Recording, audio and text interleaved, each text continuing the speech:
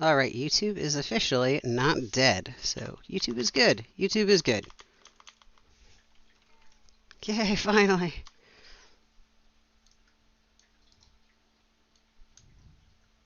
We are going. And I need another invite, please. So this is the baby bard that I rolled to kind of enjoy slash slow myself down on a lot of older content. One of the side effects of having a really, really old game is that you have a lot of levels to clear, and over time there's been a little bit of level creep, a little bit of level sliding. Keeping the older content challenging at 120 is hard. So hey,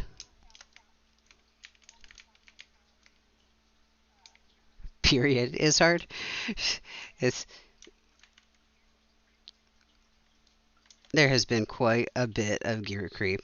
And so what do you think of the servers that they have, the like the time lock servers and everything? I haven't stuck one with one long enough to really make a fair assessment of it.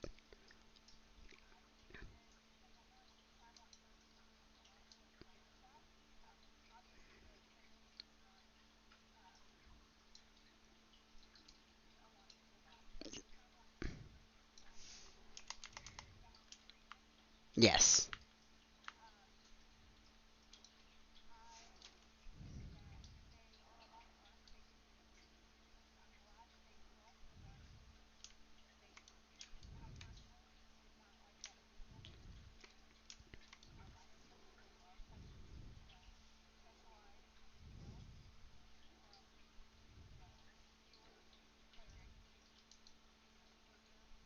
Yeah.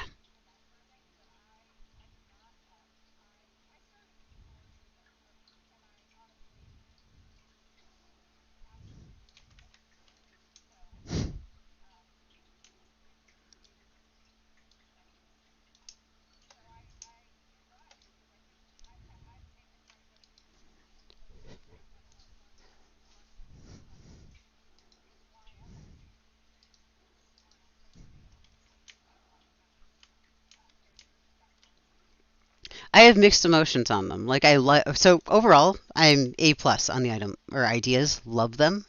Love the fact that they're getting people back. Love the fact that they exist, and will never say a bad thing about them just being in existence. Um, for me myself, I struggle with them because I didn't start at launch at EverQuest or on EverQuest 2. Um, a lot of the things that I got used to were not given to me until I hit at least a little bit later. So I think Fade War would probably be the easiest or the earliest back I could play comfortably without feeling like I was losing stuff or it was just like needlessly hard. Like the travel, I struggle with a lot because there's just a few bells that just don't exist or I can't use. I'm used to cutting through Kunark for half of my stuff.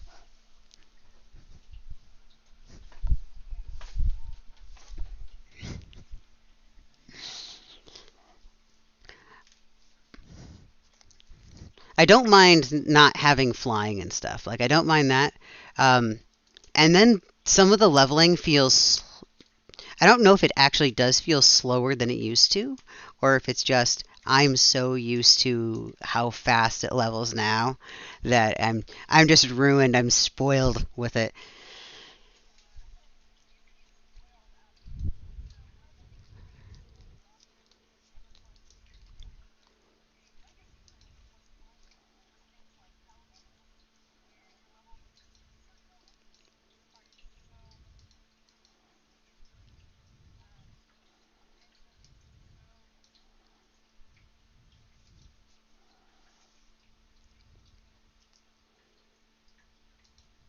And it was pretty awful.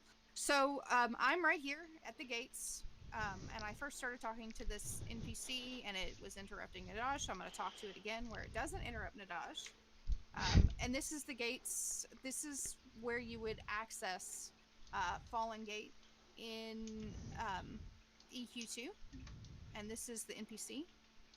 For anybody watching on my stream, just ignore the occasional training mass chaos that's going on behind me. It happens a lot.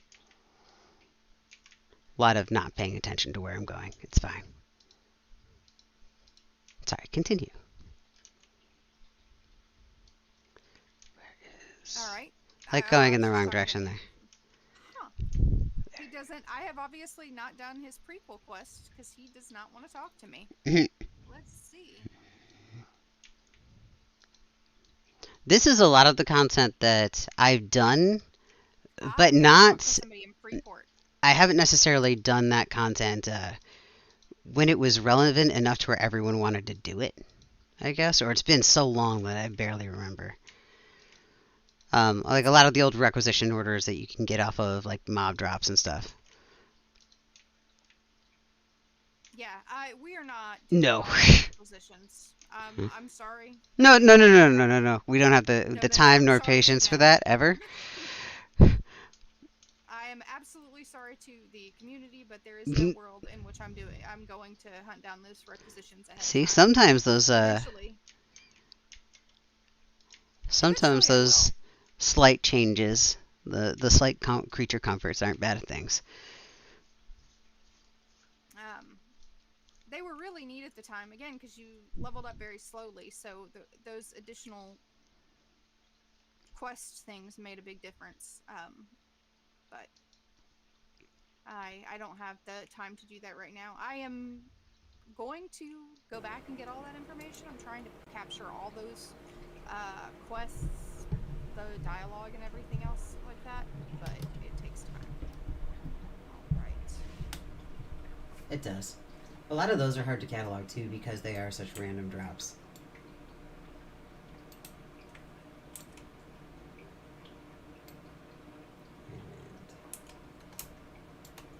And I really wish I could jump with this thing. I have the Prankster's Teal Sky Strider. It's one of the old lawn mounts. I had the thing for forever, and it was just sitting in my claim. I'm like, hey, why not? It's something different than just like a base horse at this level. But I can't jump yet, and it's driving me crazy.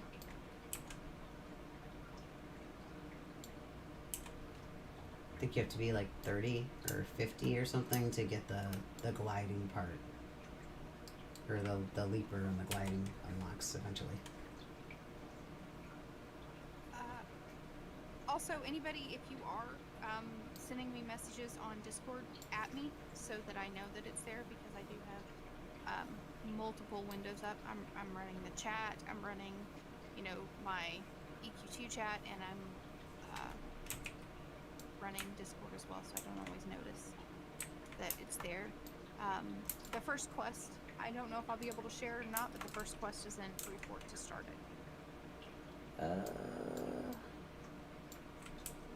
I just now noticed that you were not in the zone that I was going to. Cool. I was heading to Phone. I'm not sure if you can share those or not. You should be able to.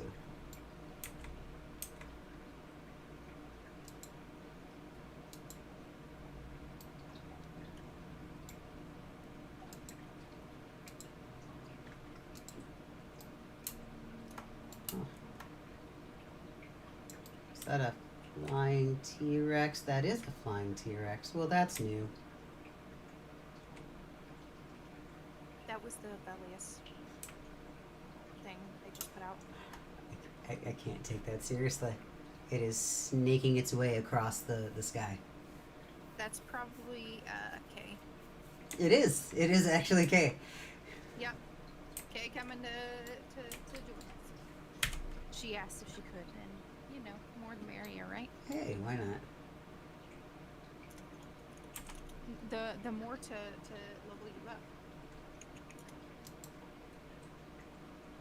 So there is something that there's a few things that I do miss a lot about the older game that I'm not even sure if the TLE servers have really fully put into it. Like, I don't think they still have the depth that AA used to have with like having to gain the experience for it.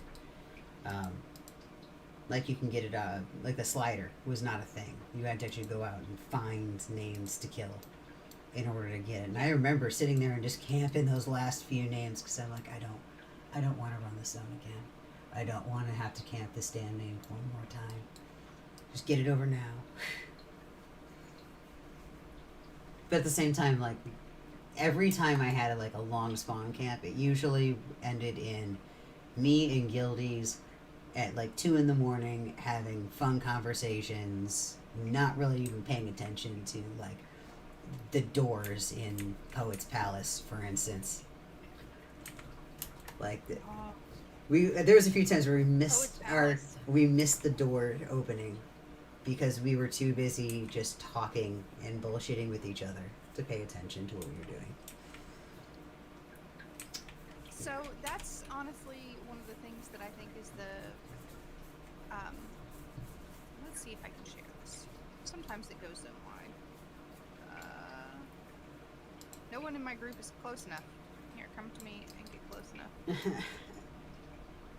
I'm backtracking to you. Yes, you are. I'm heading to you.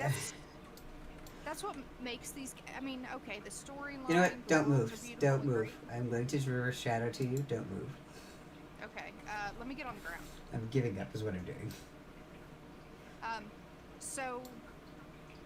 I wasn't quite vet call, but we're almost there. The game is gorgeous. It's beautiful. It's got a lot of lore and history. It's got a lot of depth to it, and absolutely those bring people to it. But what really keeps people to EverQuest and EverQuest 2, and even EQ Online Adventures is the community, right? It's the community that is what makes this game, and has continued to make this game. There you go. Yep, got it. So I could share it with you. Excellent. Now on towards Falling Gate. What's a big backpack? Remind me, what are the top ones right now? The top backpacks? Yeah. Like, do you mean like the Nebulous Nuces backpacks? No, I mean like crafted ones. Like right now, he's got 4 slot bags, and this is going to change. Bubinga boxes are the ones that I remember the most. There's somebody who always has Bubinga boxes that are cheap. Need an escort? Can you fly over? No, I can't. Then I will come escort you through the tundra. So, fun fact, most people probably don't realize this, but one of the animals that you don't see on Norrath very often is horses. Horses were actually rare on Norrath. They are common on Luckland, but not on Norrath. You know, I don't mind swimming through this. It's actually getting my swim skill up, so. 28 out of 75. Go, go, go.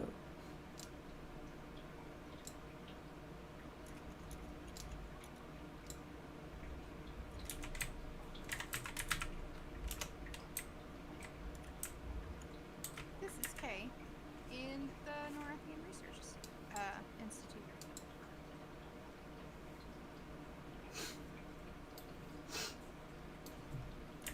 The Norrathian Research Institute on Antonia Vale has probably one of the best fully collected libraries that I have seen in game. There are a lot of people who collect information, and there are a lot of libraries out there, but theirs is definitely one of the best. So if you're looking for a book and you don't know where to find it, you can go in there and it's actually cataloged, and you can read through the catalogs to find stuff. I'm roleplay partners with one of the people doing the cataloging, and that thing is insane. And the amount of time and energy that they spend doing that cataloging is insane. So if anybody from NRI is watching right now, extra kudos to everybody who's touched that catalog and touched all of the donations and everything. Don't go to Nectarless. Not going to Nectarless. Not going to Nectarless. See, the problem is that she's following me, and then I'm following no one. I'm just heading in a random direction. I should be following you. Yep. Wait a minute. This is the wrong way. You're good. I was taking care of the bag situation. Ooh. Ooh, over there. Sometime we should take care of. Or we should, go void There you go. hunting. Not right now. That will kill me. That will definitely kill me. What, going void hunting? In that zone, that's like a level 30 zone. At what, 15? Yeah, and maybe you guys would be able to still kill stuff and everything, but you'd be dragging my dead body along behind you. I mean, I'm a healer. You're fine.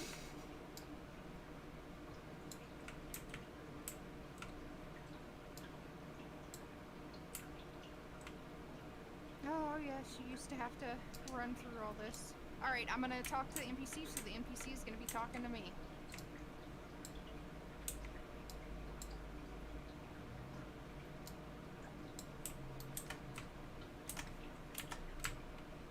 I can assist you. Yes, with I know work I am here. a I've come to massive join wreck the with sexy my and lonely bags. lists in uncovering.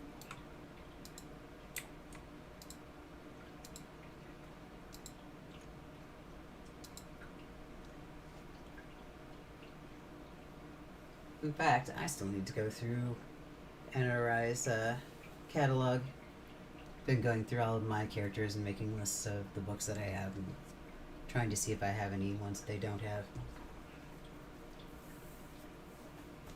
But they also do take player written books too, which is really neat. Mm-hmm. They had to expand because they had too many books. They did. So, yeah, this, so the story of Fallen Gate is that basically it was attacked and the entrance the Fallen Gate got blown up. Some say by a gnomish device, others say by, other things. And that is why it got sealed off. And then of course, we also had the rending. Oh, hey, we got another one. Look at that. So, if you do not know who Mixit is, Mixit runs probably the biggest still alive and still getting updated lore site out there. Neat. And that is the lore of Norrath WordPress. So if you were looking for lore and you were wondering who to thank, Mixit is the person to thank.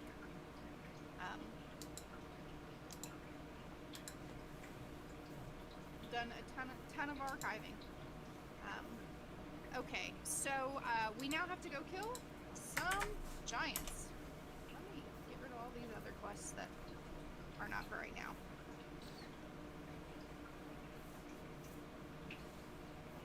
We've got to go kill some sandstone giants. So while we kill sandstone giants, I'm gonna share. Well, first, I have a whopping one quest. So the only one I have is the key to Fallen Gate. I know that there's the Burt Belly quest just inside the gates as well. Yeah, so we're gonna get this quest because this is a chain, and we're gonna go kill the giants.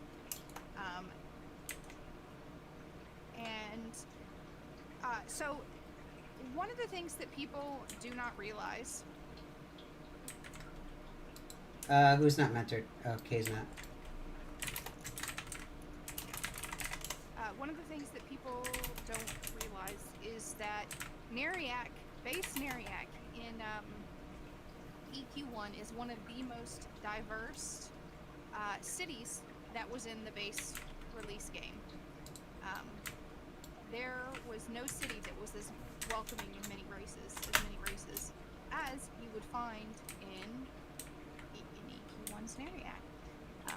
People will try to debate it, but the facts don't lie.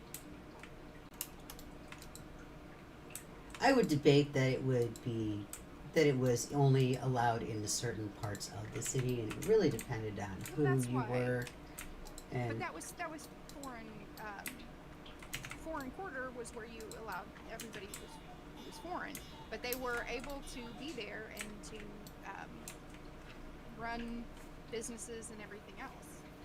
I should probably resync my construct. So in Neriac, you can find human, halflings, erudites, ogres, trolls, dwarves.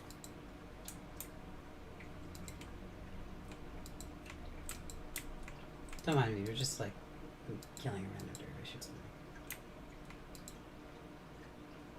Or Zerthia could And just they were look not at it and it could slaves. fall over. They're absolutely not slaves. Do you have track?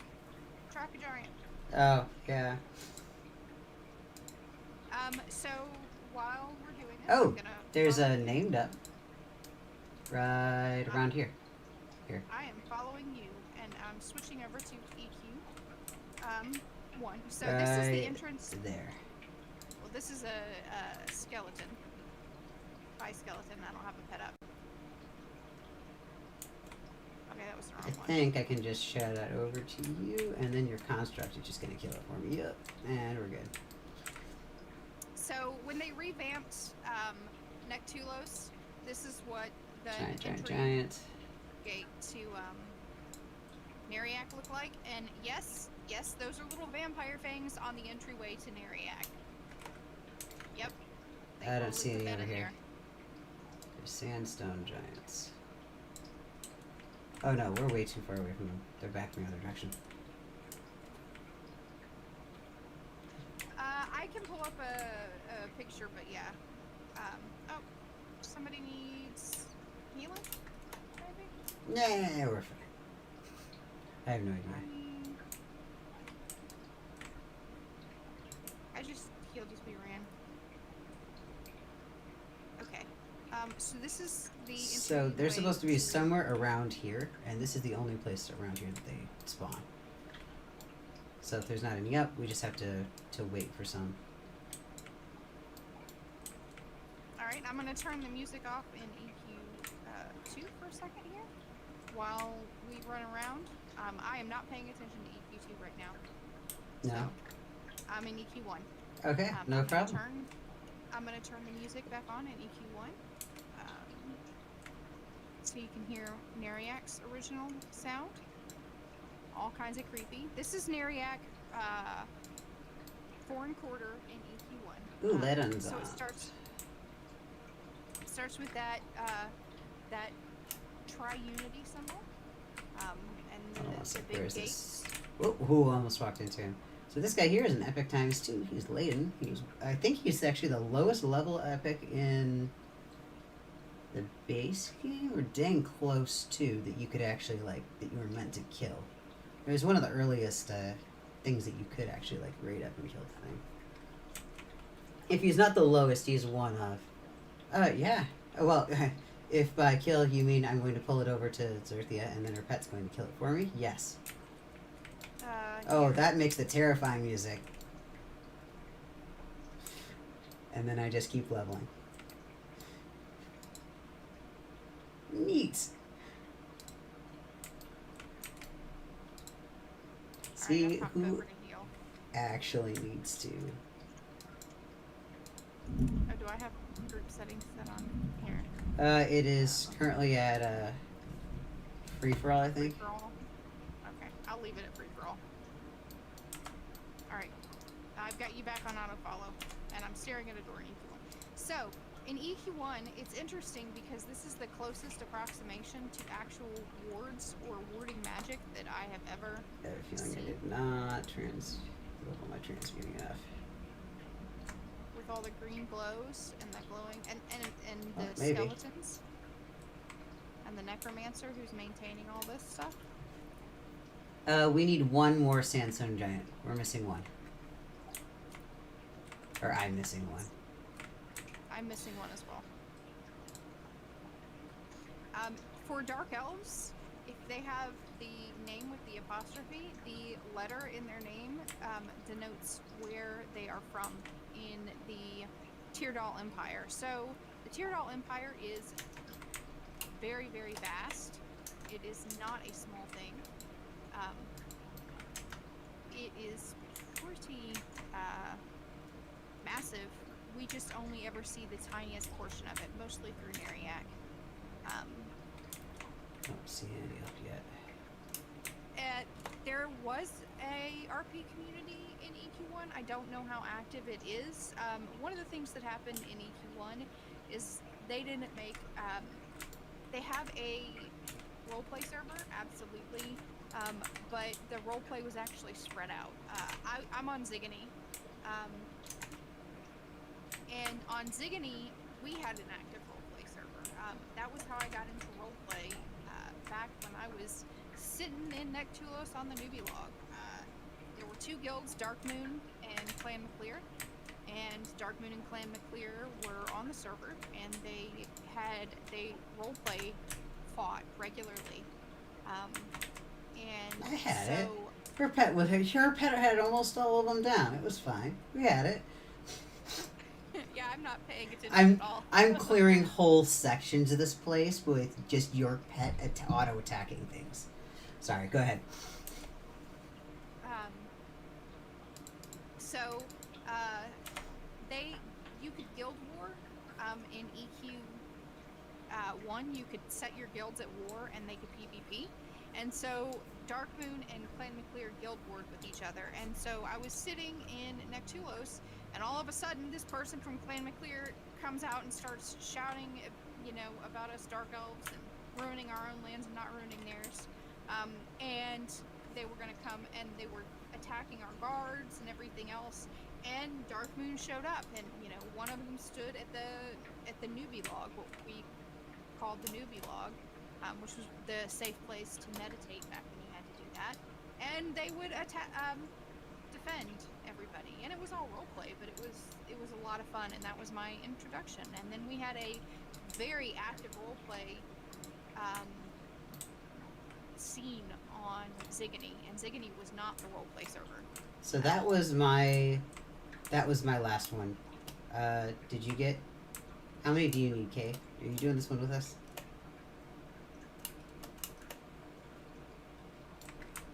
Okay, it looks like you still need a couple. So these are the Sisters 3, and if you notice here, this is the Chelsea symbol, and there's this odd, crystal that's floating here. Come back, Sandstone. The Sisters 3 do in fact talk in rhymes. They are a reference to Macbeth. Oh, that's right, I have really bad faction with the Necromancers. Trying to find where that Sandstone giant was. So Aha. the dead are loyal to the Queen of Mariac, and they don't like me. So Okay, come over here. Where'd this stupid thing go? Did you just kill one? I had one, and it vanished off of my track. There we go. Now let's try to talk to the Sisters 3 and see if they're more inclined. We 3 are the Sisters Dark. Necromancy is our art. Bonded dead, they serve our will. No beat of heart, yet faithful still.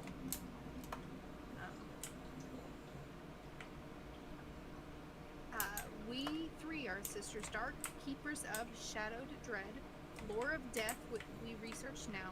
Join with us and serve the dead. I don't see any on track right now. The lore of death is shadow-bound. Its words are hid, yet shall be found. Through our research into the dark, old hexes found and parchments marked. One's on track. Servants of Norrath, we are the dead. Where darkness beckons, shall we be led. But then I track it, and then it leads me right here, and there's nothing. It's lying to me.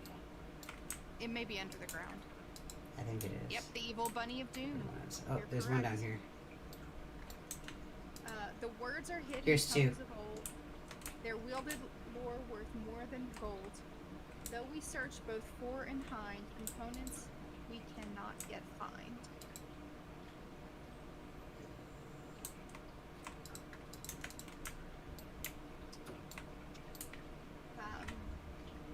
We need components for research. There are things that you could find. In return for tasks that you perform, words of reward we have in mind. So they talk all in, in rhymes. Here's one right here. And they would give you had to actually research your spells in EQ1, and they would they would help you get the pages you needed to research the spells to craft them. Yes, I absolutely think that Matoki is unintentionally a cult of the North or a cult of Dark Elves. The Evil Bunny of Doom is literally a Neriac symbol. It was on the symbol of the Neriac gates. It was all over the place. Are we turning in yet? Or are we still running around? Kay needs one more. Okay. I will keep going through Neriac. This is where we will be going in EQ2 in a little bit. So It'd be really great if they didn't make these so sporadic. rare. Yeah. So Like, you have the green fountain. Look at those old textures. The Silk Underground was one of the businesses that you had here. You also had Drana's Bread and Butcher, which had apartments. you got it? Awesome. Alright, we're heading in. Saldrana and Taldrana. Okay, when we're at the NPC, just let me know and I'll tab back over. We're at the NPC. Okay. And I'm going to turn EQ1 sound, or EQ2 sound back on. This one's narrated.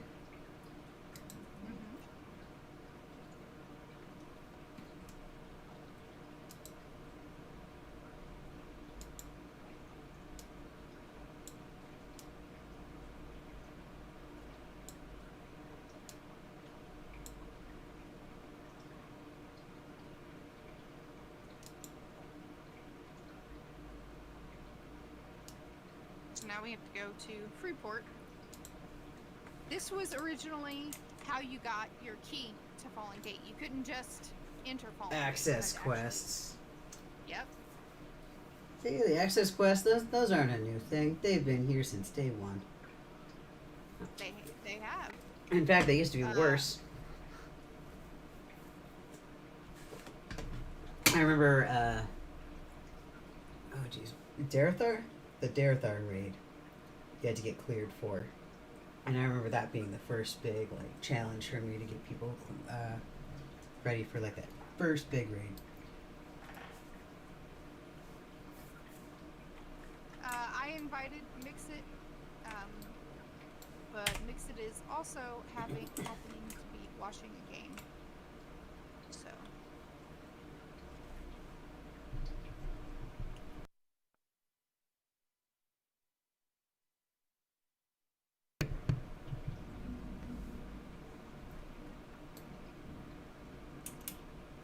Back to the people we were at before.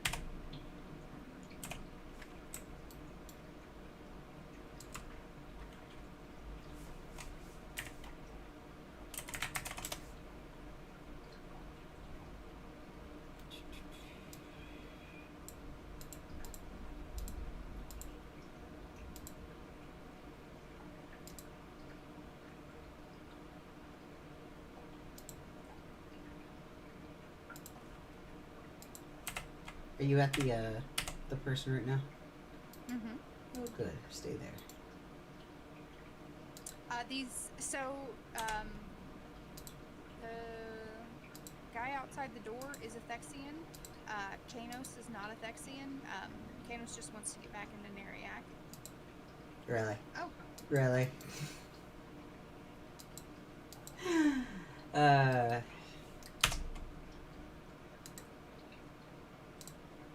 Did you get to speak to Kanos? Because I didn't. We'll have to zone out afterwards.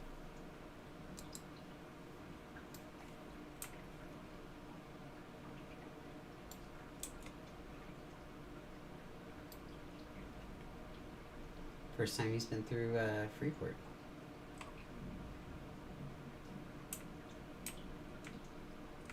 I like the music of Freeport. I like music in general for the game, as long as I'm not listening to it for forever.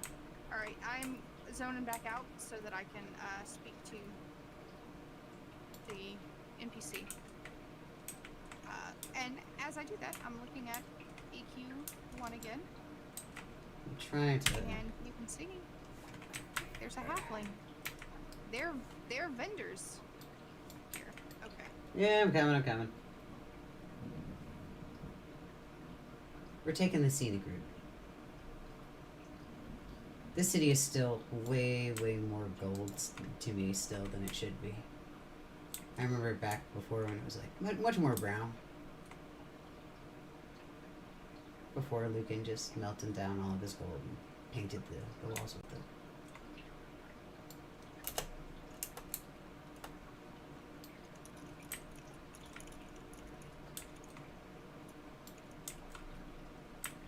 So I walk right past.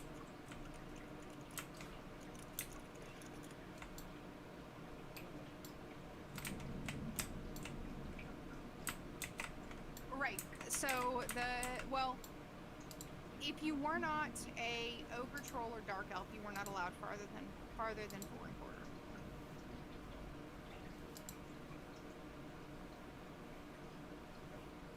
Yeah, if you talk to him, he'll send you in. Yeah. That's why I didn't talk to him until you were ready. All right. We've already out-leveled these Thexians, so now we're gonna slaughter Thexians. I mean, it was most diverse, but if you hadn't proven yourself, technically, if you proved yourself, you could go anywhere. You just had to earn your faction up. One of my friends roleplayed a human, and she was a human mage. She did all the work to... If I run ahead, maybe I get to hit something. No. She did all the work to make sure that her faction was good, and she meandered around, and there was only one NPC that would let her. Or that would attack her. He's my Charm him. He's my friend now. Oh, here's the Nana. What is it? Is she saying anything? No, we're just gonna slaughter her. That'll work. She had a little crown, or throne that she made out here. You know, for all the money she spent on that throne, she could have afforded other furniture for the house. Right. And she put it outside. Right. It's not a throne, it's a lawn chair. So this is a hand with an eye in the middle of it.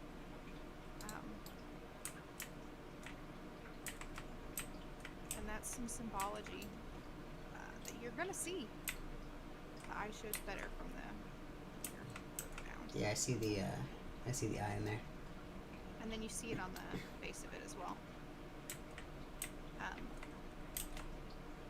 The hand has a symbol, and the eye has a symbol that we see in Fallen Gate and in Horn Quarter. Oh. These poor little dark elf bodies down here. Oh, Kanos is here. I gotta give him his key. It's interesting that they made this. So this is an old original quest, but Yes. they updated the zone. This is a new house, like with the additional rooms.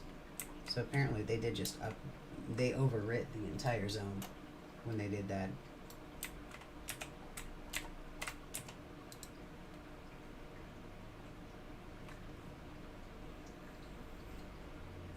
I hope I didn't zone anybody else out. No.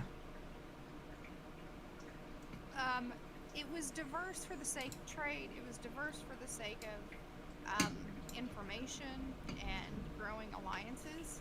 After all, the Dark Elves were the ones who taught Erudites necromancy in the first place. Miragul learned from Dark Elves. So, just to check the next quest. So now now we have to speak to Tendus, and so I'm going to head straight to Commonland. I'm taking the Druidry.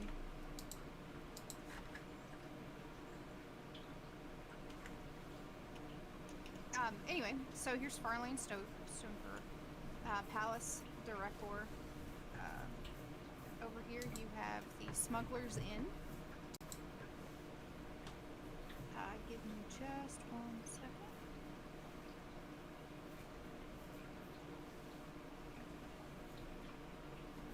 Okay, and you see ogres, you see humans. If we go into the Smuggler's Inn, you can get upstairs, and there were actual, there's bars, and there were actual inn rooms. Oh, Temple of War looks pretty.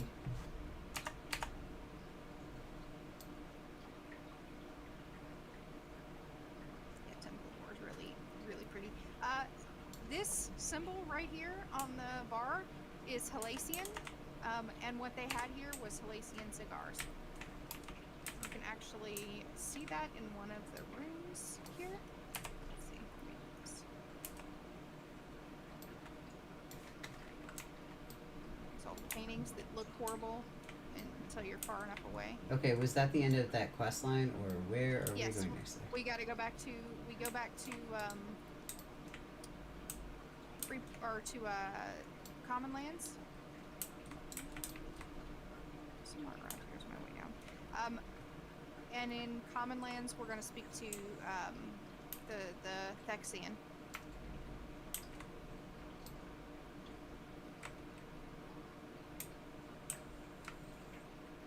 It's over here. Yeah, over here that you find the cigars. See? Totally Halasian cigars. And I'm just popping back to EQ2 real quick so I can get over to where we need to go.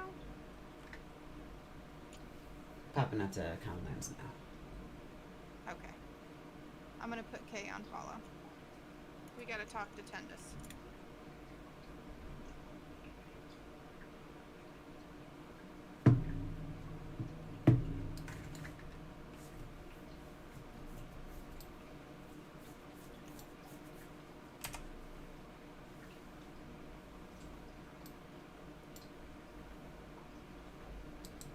And your trophies. I thought this bar had a lower level. I feel like I remember there being a lower level, but I might be remembering. Yeah, I'm remembering Slug's Tavern. I did not have time to do all the research because I'm a slacker, but I believe that we reference Slug in EQ1 in Freeport as well, and I think there might be a Slug's Tavern in Freeport. Maybe not that we see, but that is officially technically there. So Dran Slug Rimbor is here, and he's got a bunch of dwarves that work for him.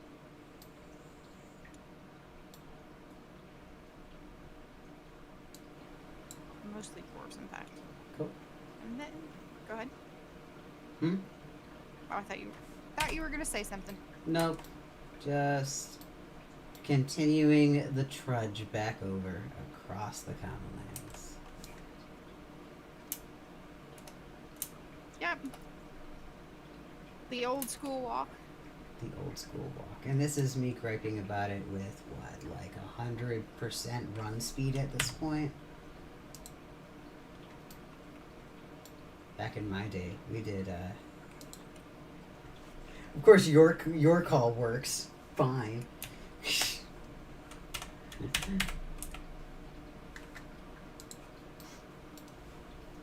like a 50-50 chance for me if the calls work. This was my favorite place in EQ1 Neriac to spend time, was the Market View Apartments. First you had Gamble's Greens. If you go in here, you got an erudite, and I am not gonna make any comments about his greens.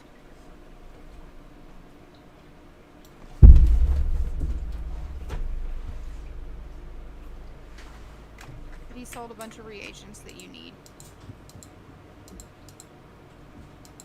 And then there were literally the Market View apartments. So you come in here.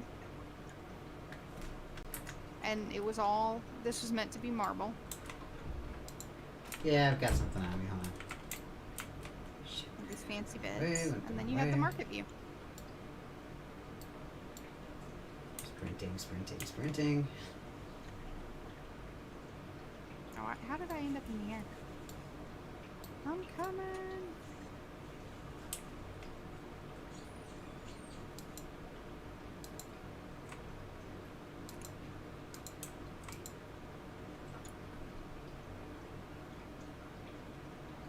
All right. Talking to Tundus.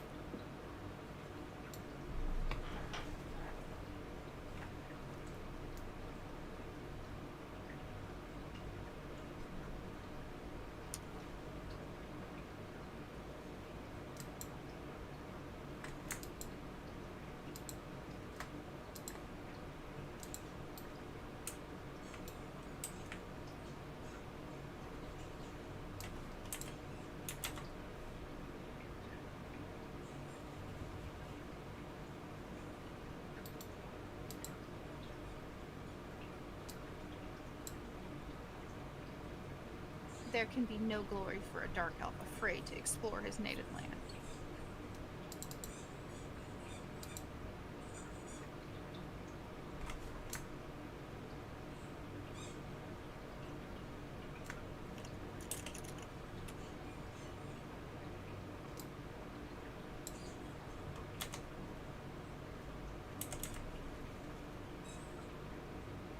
The pit doesn't scare me.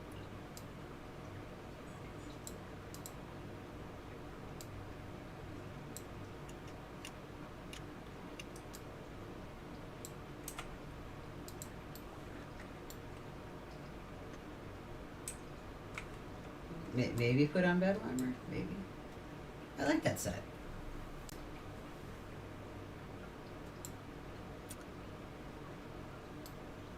I love listening to their old voices. So these are the gates to Fallen Gate, and it was locked out, and you had to do a quest to get access, which we just did, to get the key to unlock these doors. So these doors are put in presumably by the Thexians. Possibly they were the original doors, but I really don't think so. I think these were put in by the Thexians. I'm going to go ahead and zone in. Honestly, these seem way too upkept, so if anything, they've been rebuilt.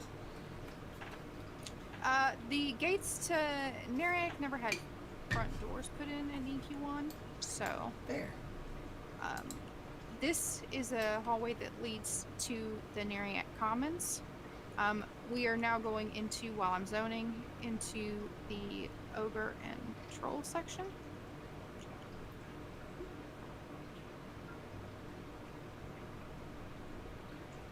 What's interesting to me is in the Ogre and Troll section, the doors, the steel metal doors are... What symbol is that? It's the evil bunny of doom! This is bites in pieces. Again, EQ1 was very gruesome, comparatively. And look, that's a dead dwarf and lots of blood. So if we come around the corner here, talk to one of the two very distraught halflings. Halflings?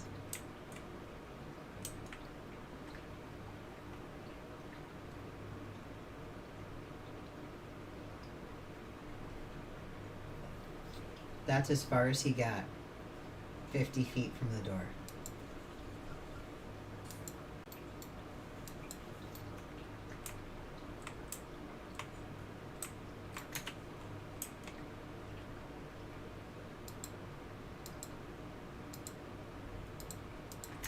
Someone has a quest for these.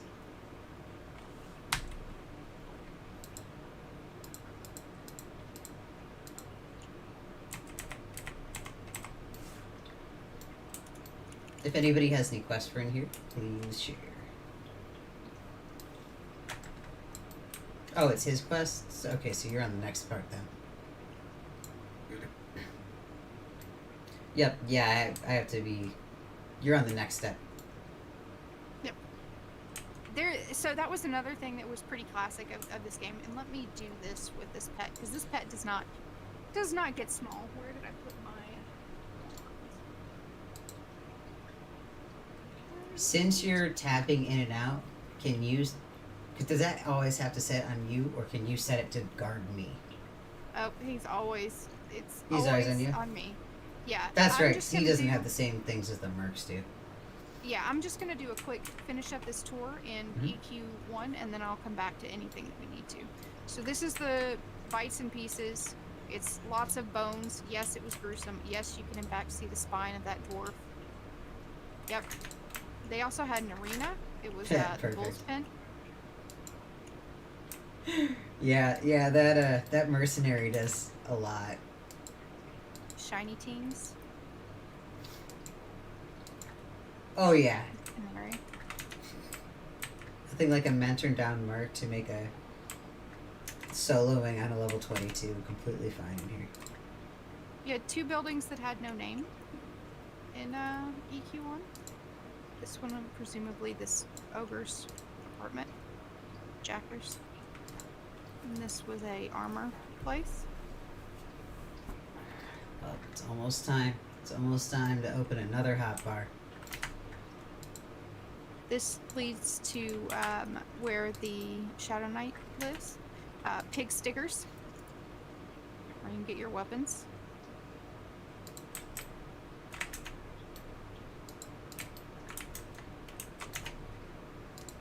And this is the other entrance to where Usa Shadow Thumper lives, presumably. See, he worships a Norrath. Yeah, there's a Raktar. This is where the ogres moved into when they got, or the trolls moved into when they got chased out of Grob.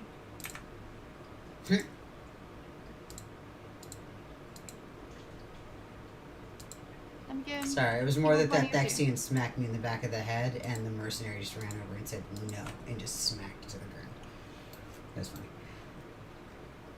I'm coming. I'm in EQ2 now. So this is one of the symbols that is interesting. I want to keep in mind these 2 symbols because they're very important as we go along, and as we get some stories going and talk about the lore. Do you mind if Raktar is asking? Do you mind if they join in on the group?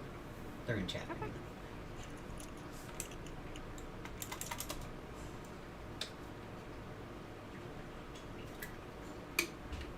Sorry to interrupt. He's not accepting group invitations, so no.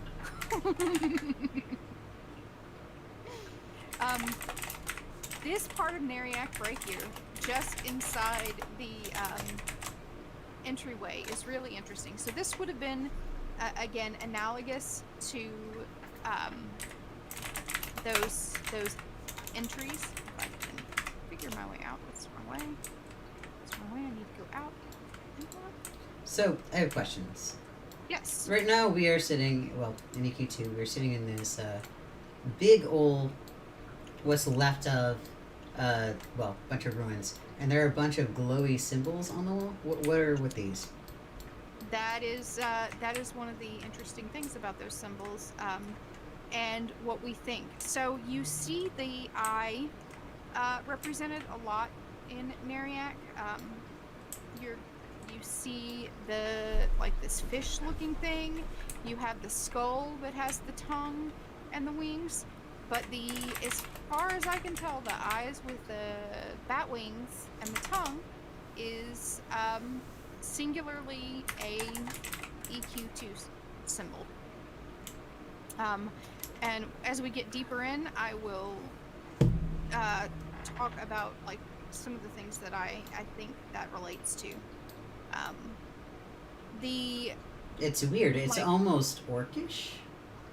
The orc skull, yeah, I think that the orc skull is maybe a reference to the fact that you could worship Relazek in EQ 1, and so there were a fair amount of Relosians in Neriak. There were also ogres in Neriak. Yeah. So before we continue this part right here, or before we get deeper into Fallen Gate, right here is really important.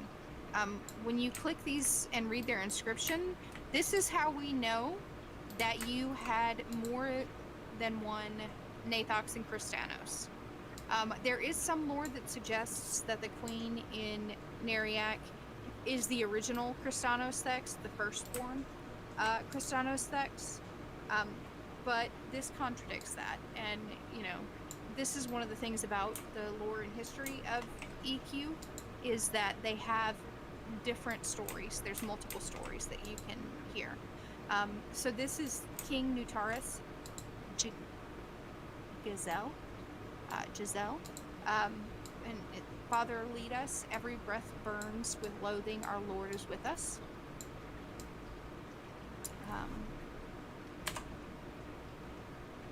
Mother Night hides us upon land and beneath earth. Sweet darkness is ours. That's Queen Venka Mariv. So presumably when these were put up, they assumed their older names, their original names. We know for a fact that they changed their names to Christanos and Nathans. Blood falls from my blade. My foes will be defeated. All vengeance is mine. King Marklov Nefir. And we don't know how many kings and queens there were.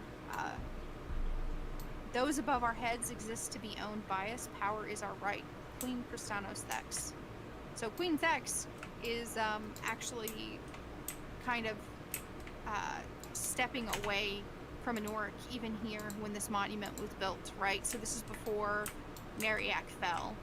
You can see she's talking about owning others, whereas everybody else has an inscription that is related to Anoric. Can you set leader, or can you set loot options to, like, need greed or whatever for the shinies and stuff, or do people not care?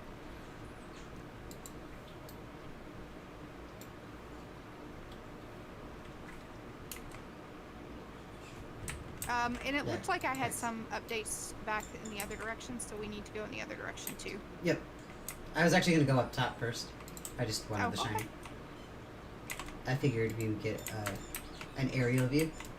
And there's sometimes... and yes. Doesn't look like the name is up. I don't see him. I see the placeholder though. The Athexian captain. So this would have been that where the Tempe, and Tempe sisters stood. And again, in EQ1 there's this stone that I don't know what it is. But yeah, you can see that same area. And see how it's that quad gate area. So this is the analogous. And again, they meant for this to be Neriak Foreign Quarter. Why you can get to it off of the common lands makes no sense, because it was in the back of the Nectulos Forest.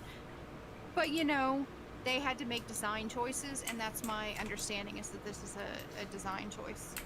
I don't know where he's going. I don't know, he's going on a vacation, it's fine. I think he's trying to get to me, and they have to take the stairs.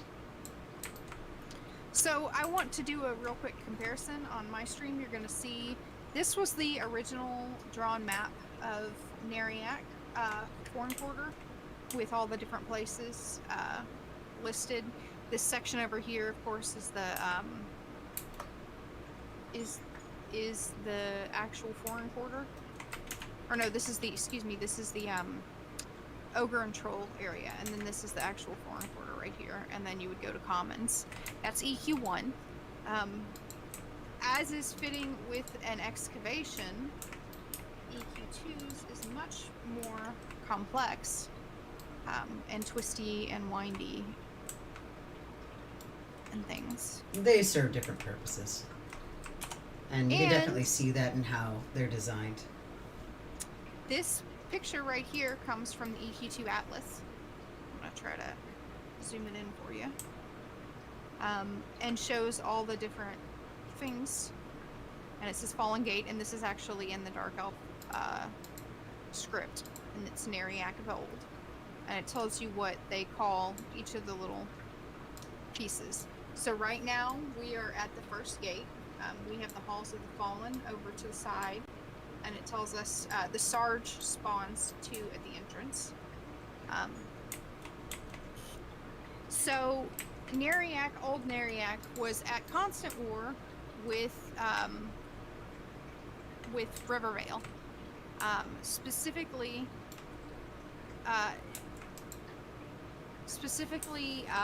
the Rivervale Druids and the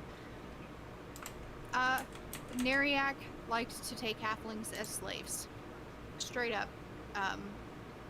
There was a quest in EQ1 that got removed, but in EQ1 there was a quest about a halfling slave woman who had been impregnated by a dark elf, and he wanted you to kill her because he didn't want anybody to know that he'd gotten her pregnant.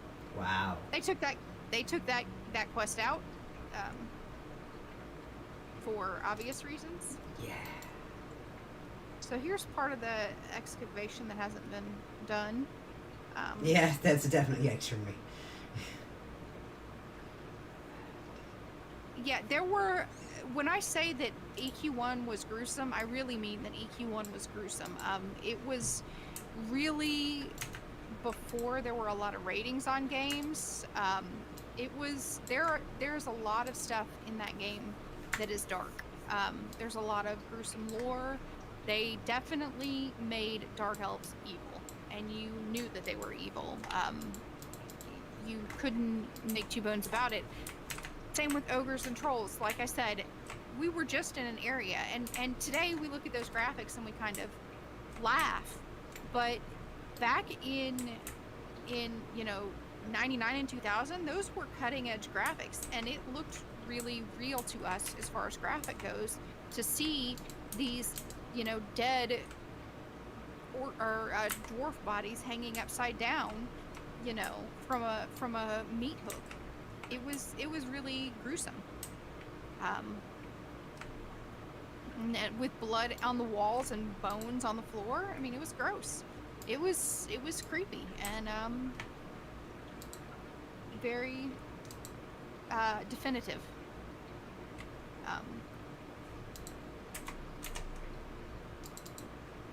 I am gonna put you on follow again, Jettle. Not because I'm tabbing out, but because I want to read a little more. So this comes straight from the EQ2 Atlas.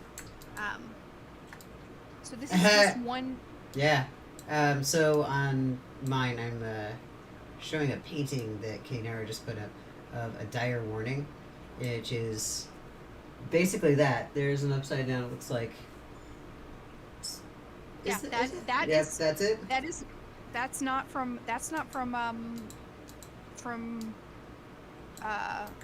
Neriac. That is from the ogre area. So that's from outside of Alga, or may have been inside of Alga. I can't remember. They had them both places, but that's kind of what it looks like. Yeah. Yeah, that's a that's little fun. more gruesome. Yeah. There will be quest starters that are dropping too, in here. Okay, so a united army of Leatherfoot halflings and Kithakor Ranger legions invaded the foreign quarter of Neriac nearly 3 centuries ago. The attack was sudden and unexpected, and the invading forces found themselves gaining significant ground in the run-up to the inner gates. I'm going to turn the sound in the game down just a little bit. I'm assuming it's loud to you guys, just like it's loud to me. There's going to be a lot of it. Whoosh. Hold on a second. Did we just evac? Yep, yeah, we did. Because guess who just got evac this level? And guess who just clicked it? And yep. That's okay. You just wanted to kill more Thexians. Yeah. So if you did not, for those who are not aware, the Thexians are those that are loyal to the traditional Thex dynasty. That's going to be those who follow the Thex prince. and those who are more loyal to Anoric.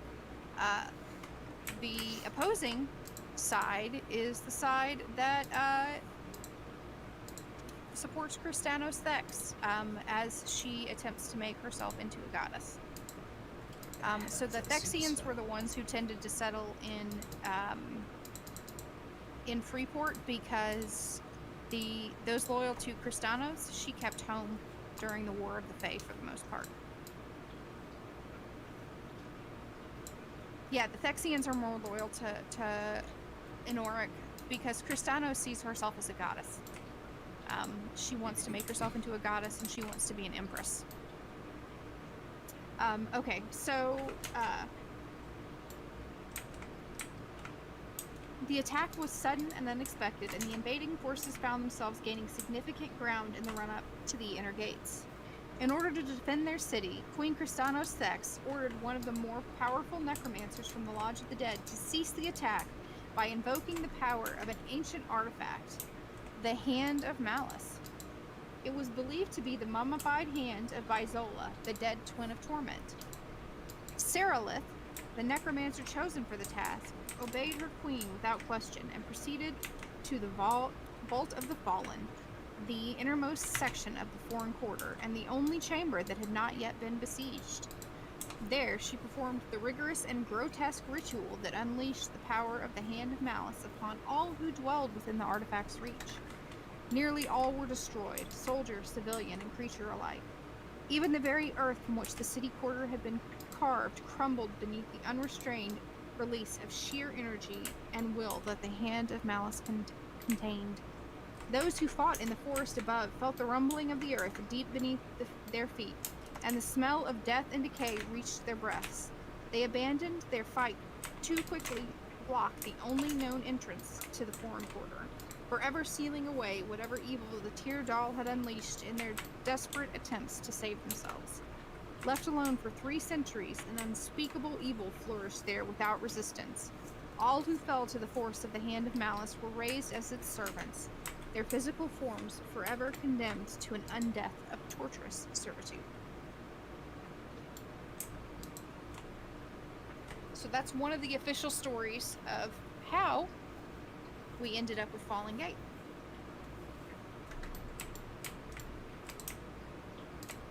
And so that dark area with the shadows that we were just in, that is the Vault of the Fallen, and you notice that it's only partially unearthed, and that's where the relics were held.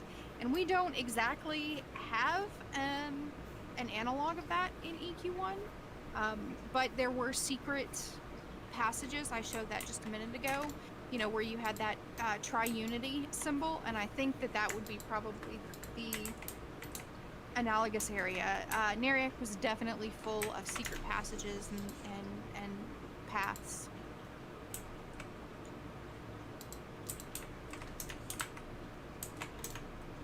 This would have been the living areas. So one of the reasons you see halfling ghosts down here is because those are the Leatherfoot Raiders.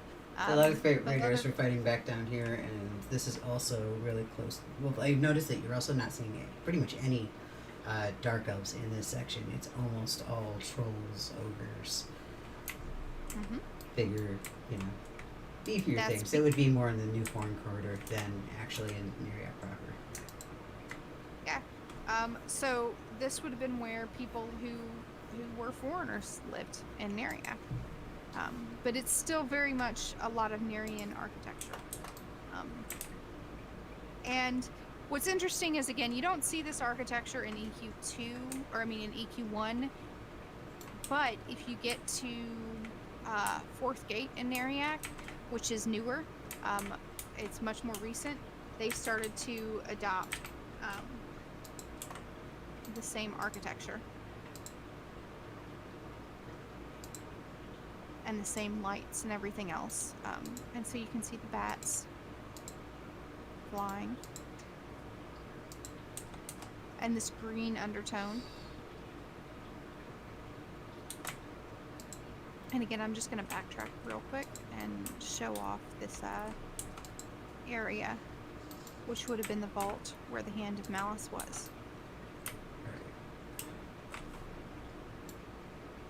Sorry, you're going where now? Where are you? I'm just running back the way we came Heading back to over. show, yeah, to show the where Sarah Lith hung out.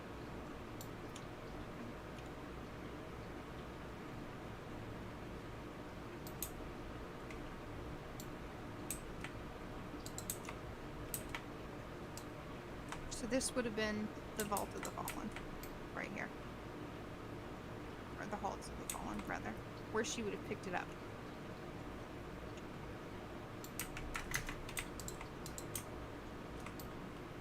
And that's why you have this cloudy, dark residue that moves as, you know, you kind of run through it. Some. This is what you And things meant die. earlier by being only half on Earth here. We've got these stairs that kind of go to nothing over here. We're definitely not Mhm. done excavating here. Yep. And right here is where she would have unleashed the Hand of Malice. So, here's a question. Why do the Thexians care so much about unearthing Bongi? So you have to remember that this was before Neriak was released. So unearthing Fallen Gate is unearthing Neriak to them. It's getting back to their ancestral homes. For all they know, the Thexians were not in Neriak, so they don't know what the Queen's plan was. So they don't know if Neriak still exists. Originally, Neriak had several passages, not in-game, unless you had a GM key. But out of game, by the storyline, Neriak had several passages, like it had passages to Freeport, it had passages to Lesser Fadark. But the Thexians were the ones who had been fighting the War of the Fae. They were the ones who might have been outside doing trade, you know, escorting caravans, doing that kind of stuff. All they know is that one day the Leatherfoot Raiders attacked and there was an explosion and they can't get to Neriak anymore. And the rending, which tore the continents apart, presumably cut off all those other you know, passageways. We do know that lore suggests that the Queen cut off the passageway to Lesser Fadark herself, that she you know, caused that to cave in, because she knew she intentionally was going to kill her husband. She was planning to assassinate him.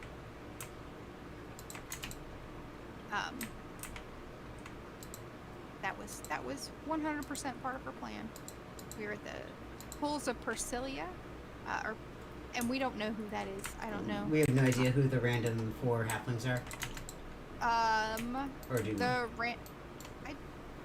Do they? Well, they're dead now. Are they named? They are named. What were The names were...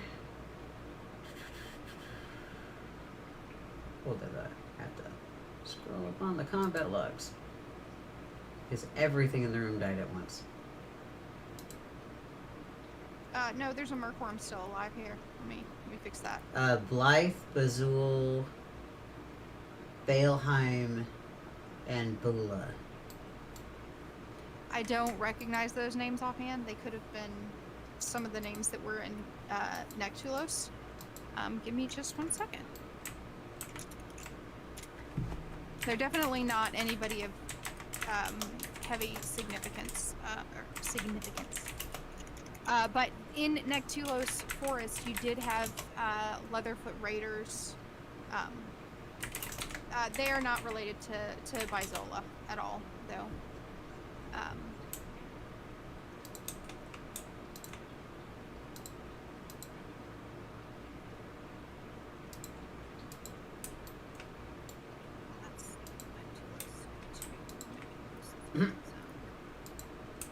There are multiple versions of Nectulos.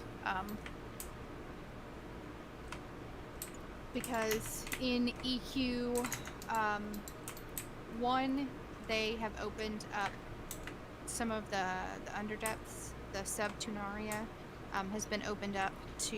I'm going to put you on follow while I'm looking at this stuff. have been Okay. opened to basically below, and you get to see some of the Dark Elf Empire below. It's mostly Mayong Mistmore and things like that. It's Dark Hollow, which is actually comes through a gnomish expedition. Let's see, did they have any names?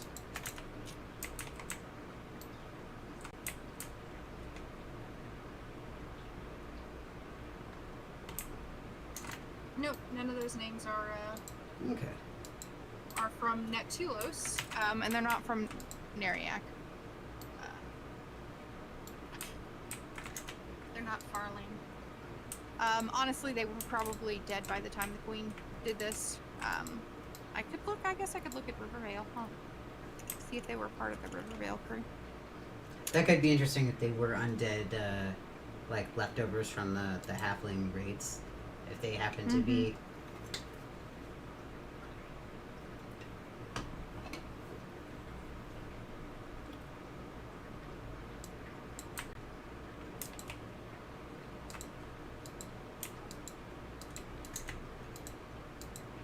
Ilheim and Bula.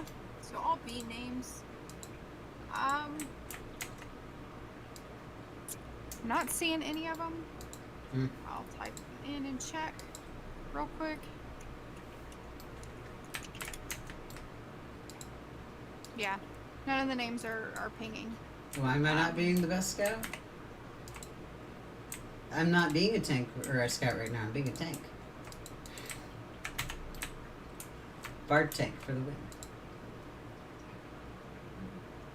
So the first gate, the Foreign Quarter, as it was more commonly called, was the busiest of Neriak's gate.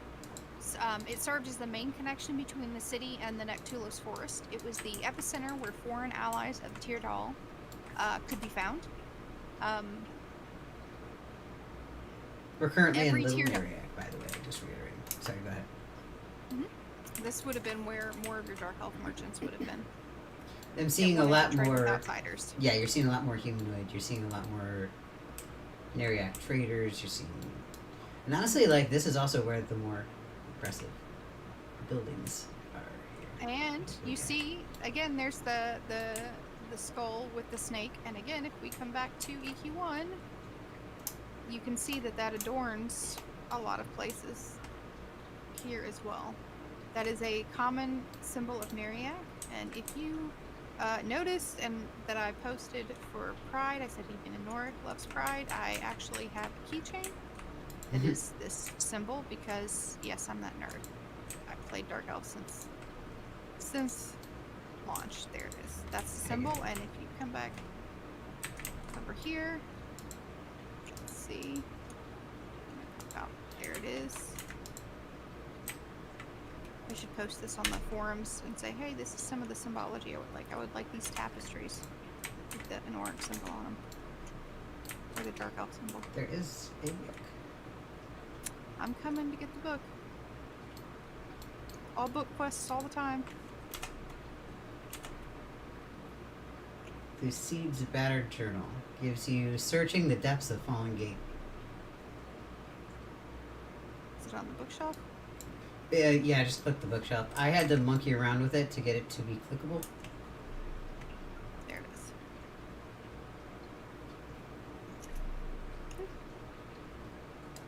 My bags are a mess. I apologize in advance. Where did it go?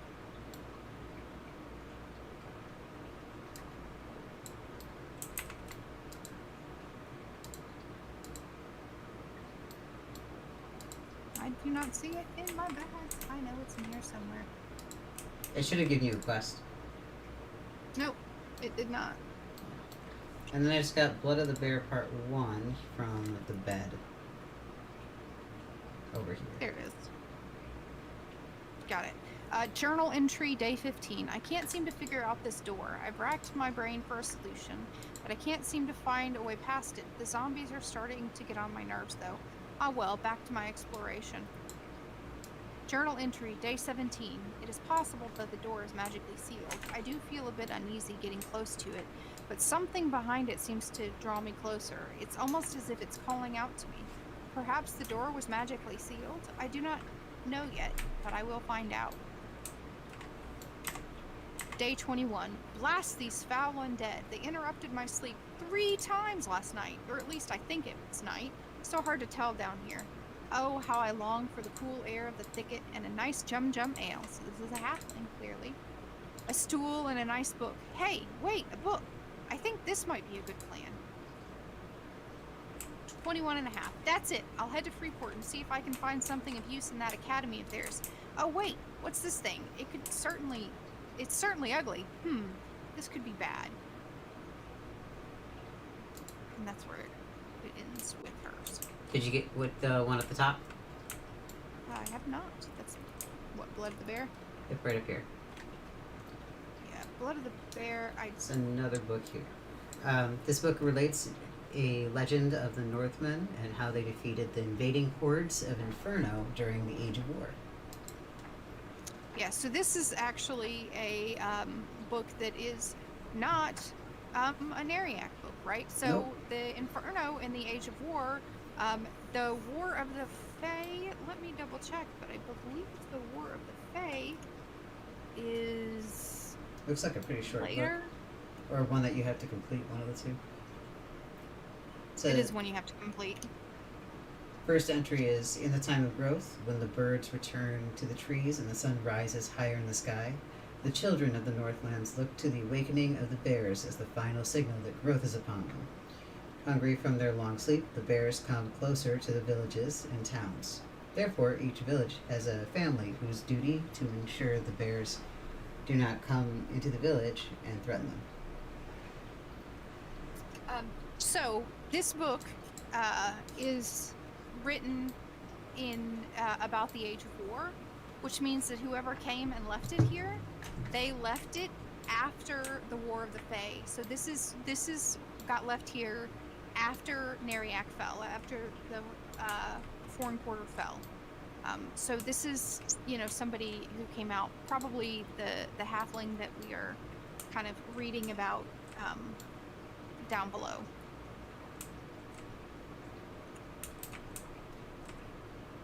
So, people were coming in and living here. It's also interesting that the magic lights are still all active. And then there's some kind of... Well, yeah, they're magic. Yeah, but a lot of times magic would have failed at this point. We're talking about over 300 years have passed, right?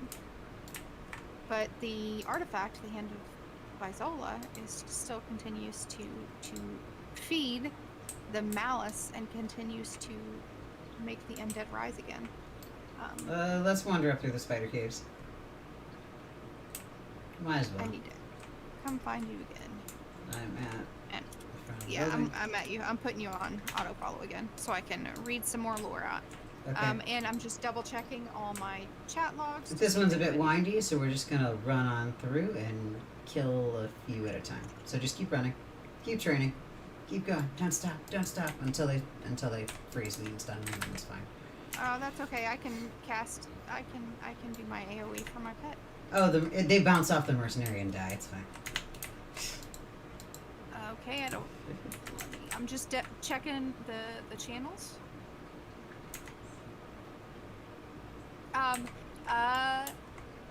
Mixit asked earlier if this image was the area. Oh, I got caught on somebody, or on the wall rather.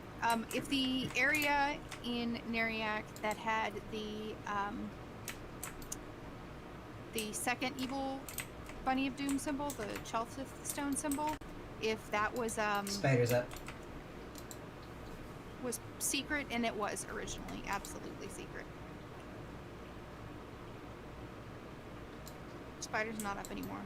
It attacked me. Spiders definitely not up. Let me put you back on autofollow, and I will go back to what Mixit was referring to, because yes, it was secret, and that's what the symbol, the Triunity symbol, is kind of trying to follow. Is, and I think that if there was an analog in the EQ1, I think that would have been where the Vault of the Fallen is right through there. You thought that bird was part of the zone, didn't you? Yep. Yep. Yep.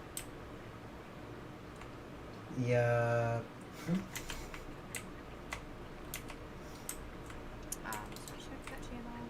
That's right. You were just trying to make me feel better for evacing us earlier.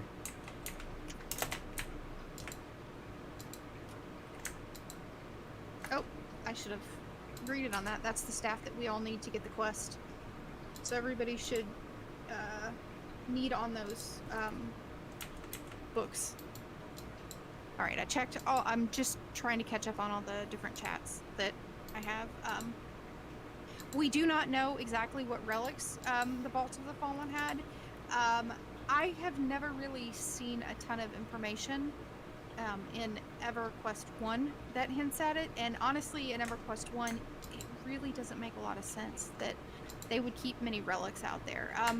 It could be, there's definitely something in EverQuest 1 with this stone that is at the entrance to Neriak.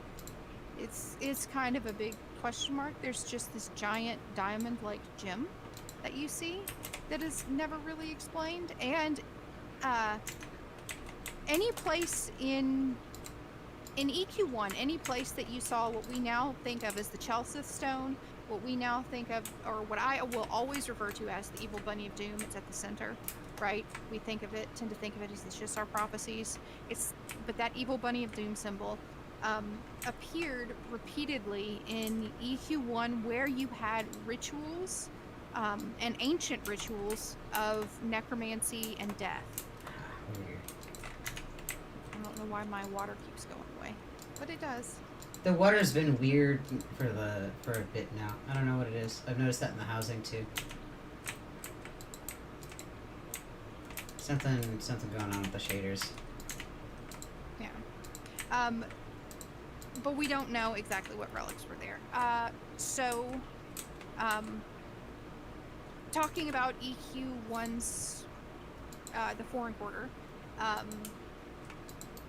though not highly trusted by Dark Elves, the allies of the Teardal, such as ogres and trolls of the distant swampland beyond the Desert of Ro, are welcome in the Foreign Quarter district. Travelers who can safely enter the gates of Neriak without fear of the Indigo Brotherhood's wrath will discover supplies to be plentiful among the shops of Neriak's foreign citizens. Both Kristanos and Nathox thecks hold sway in this district. Although the political influence and struggles do not take center stage here, the foreign inhabitants care only for the profit and freedom they are allowed to exercise within Neriak's walls. I cannot share anything that comes out of one of the clickies. You have to actually loot the item. Yep. So we have to. Hopefully, we'll get. We just have to get more of another those one. items. Yeah. The architecture of the Foreign Quarter appears very much like that found in Freeport, with the exception of a few buildings and a single unattended fountain, which are obviously quickly fashioned of Teardal design. Ogres and trolls have also set up their own area in the furthest reaches of the quarter. This area can be identified by pathetic signs and monotonous similarity of their shops. So this is describing what it was in EQ1. Again, we can get some story here through some visual storytelling, because as we saw, the design of those buildings was definitely Nerian earlier on. Now this area would have been the ogre and troll area. Here, this would have been when the trolls moved in. This would be, again, analogous to those caves I was just in, so I'll go back there in EQ1 so you can kind of see that we go through some caves here, and then you get the arena, which is the bull's pit, which had an ogre and troll side for them to fight.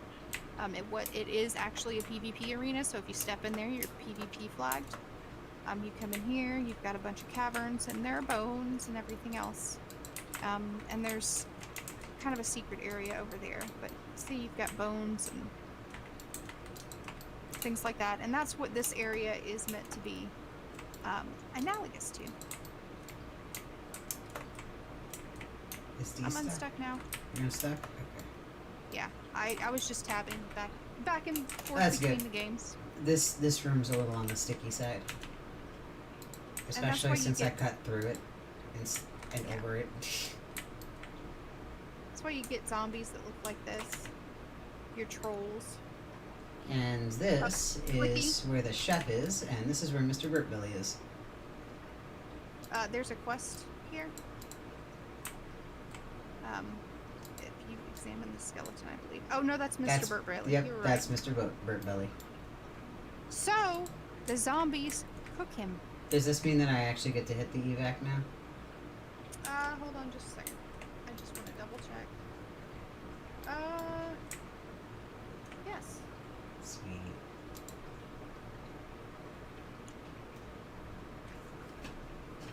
Evac. And we're gonna go. And Mix-It sitting there at the door with the doll. Illusion on, looking all creepy. It's fine.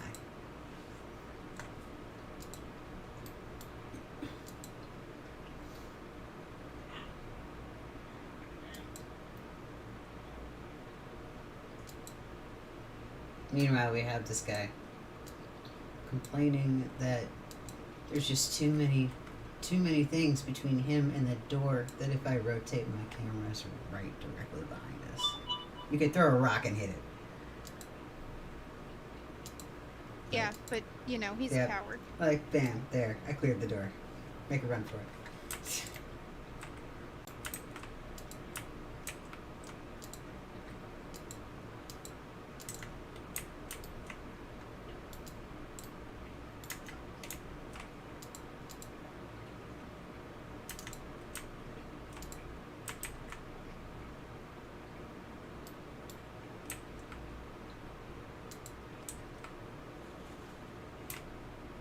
Pretty much all of this is gray.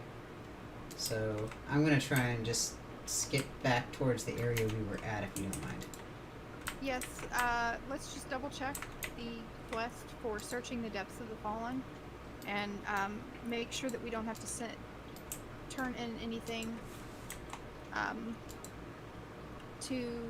Don't we have to turn something into? Yeah, we got to go back to Tundus.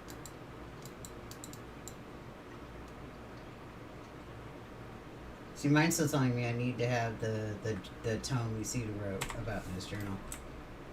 No, that's All right, sorry. That's the wrong quest. Okay. I'm gonna bump you on Discord and go ahead and say something for me now. Is that better?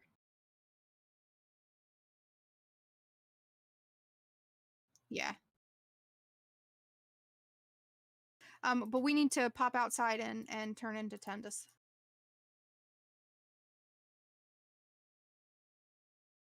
Delving into Fallen Gate.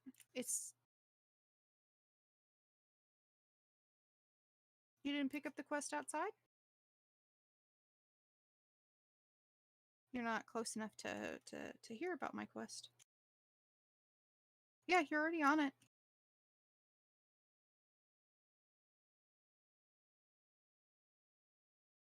It should be under Common Lands because it's going to be where it's supposed to be turned in at.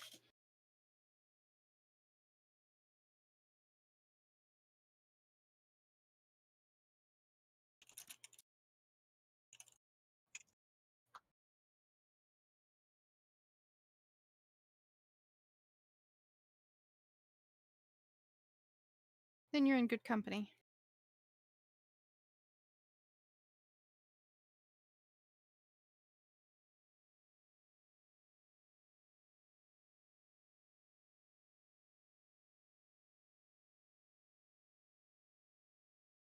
All right, he's going to give us another quest too. I'm going to play his dialogue.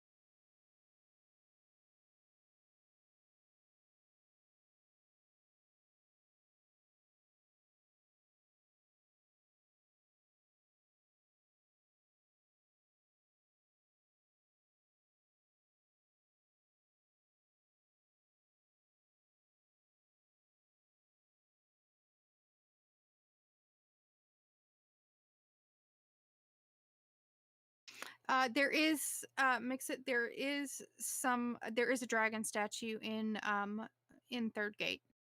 I will go there a bit later and show you.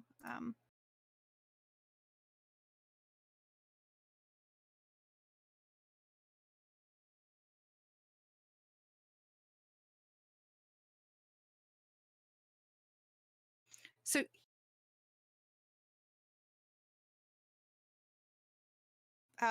and now we actually need to go to Nectulos for this.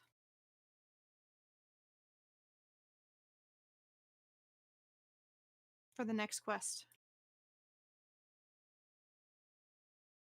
I'm catching up on chat. Well, you lead the way. Nadaj, you lead the way into Nectulos. You do see some of the erudite symbols, the symbol that is thought of as the erudite symbol. You will see that in Neriak, but that's usually on pottery, so things that could have been imported. The symbol that you're looking at right there. Also, I am so jealous of your 3D viewer Mixit. But that image that you're looking at with the tongue and the mouth, and I'm going to pull it up because I actually have a copy of it that I copied last night. This is in the foreign quarter. This is in the troll an ogre area, and it's on a fountain. This is a symbol that I'm talking to Mixit about right now. And I will pop over to here and you'll be able to see it in game as soon as I reorient myself, because I haven't played EQ enough in recent history, EQ1, and meandered around Neriak enough to remember everything about it. But I don't think that this symbol is dragon. No, I do not. I actually think that when we get deeper into Fallen Gate, I will go on to what I think it is and how I think it relates. And I think you'll be able to see kind of some of the similarities there. I think it's Thulian in origin.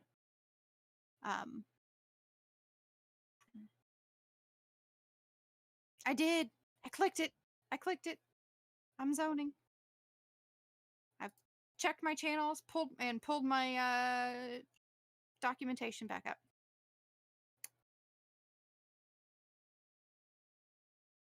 And now I'm running.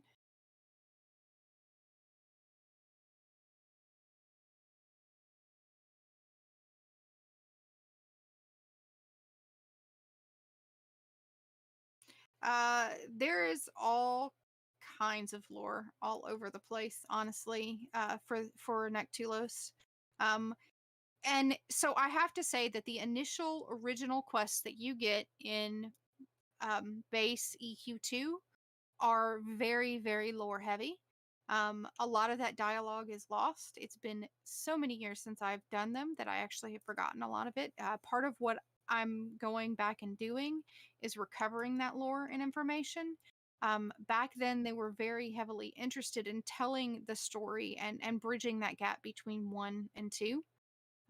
Not that they're not interested in doing that now. It's not that case. I mean, obviously, they have less funds, less people, and things like that. But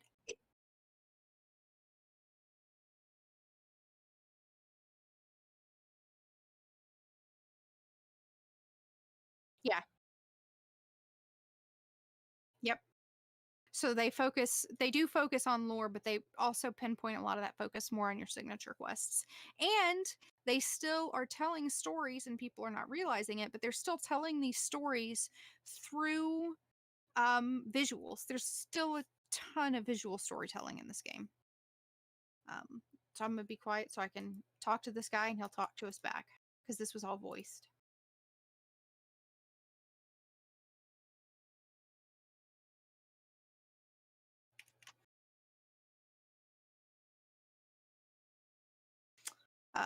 Guess you're not interested in this journal?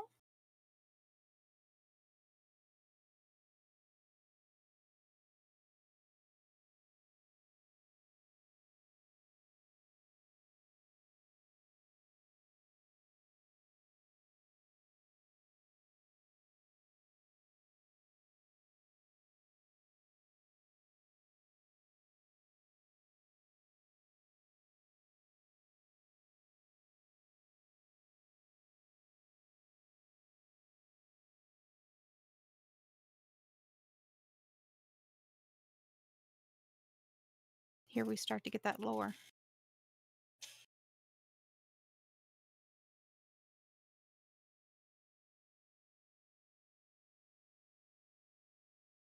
So there we get our first hint about the fallen god, right? Fallen god or fallen gods. So this is where I think we get the vault of the fallen in Foreign Quarter. This is where we start to get that hint and that lore and that information about the fallen gods, who I definitely am going to discuss as we kind of get deeper into the zone, because there's some symbology there. I've got Jettle back on auto follow. As I read a couple more quotes, when I'm reading these quotes, they all come from official canonical sources. To me, canonical, and I say that and I make that distinction because I consider canon anything that was officially licensed. They tell different stories, absolutely. They tell conflicting stories, absolutely. But within the game, there's conflicting stories.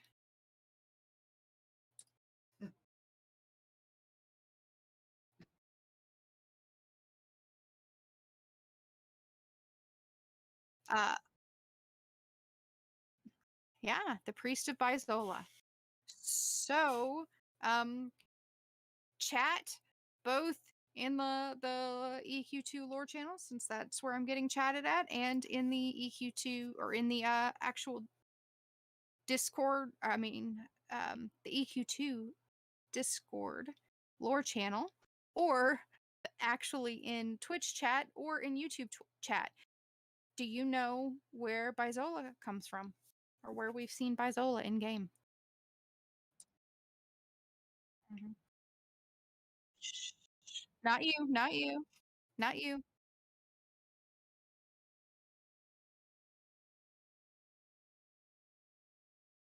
I know you wanna. We're gonna give him a chance to answer.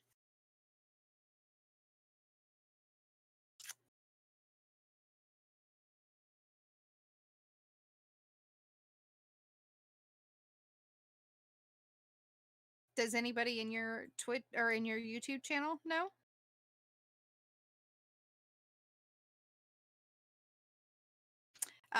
Mixit has guessed correctly. Go ahead and say it. Go ahead and say it. Dash, you can say it now.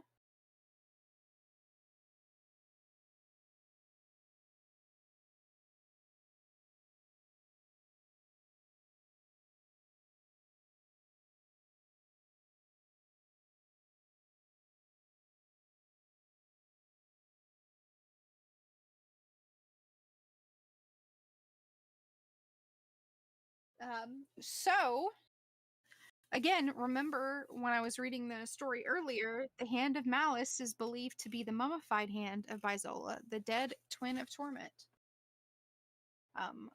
So I would consider Bizola to be a sub-deity. And I'm going to fly back over and then zone into Fallen Gate and then read the information that I have, because we heard some information. We got tidbits and bits and pieces of information.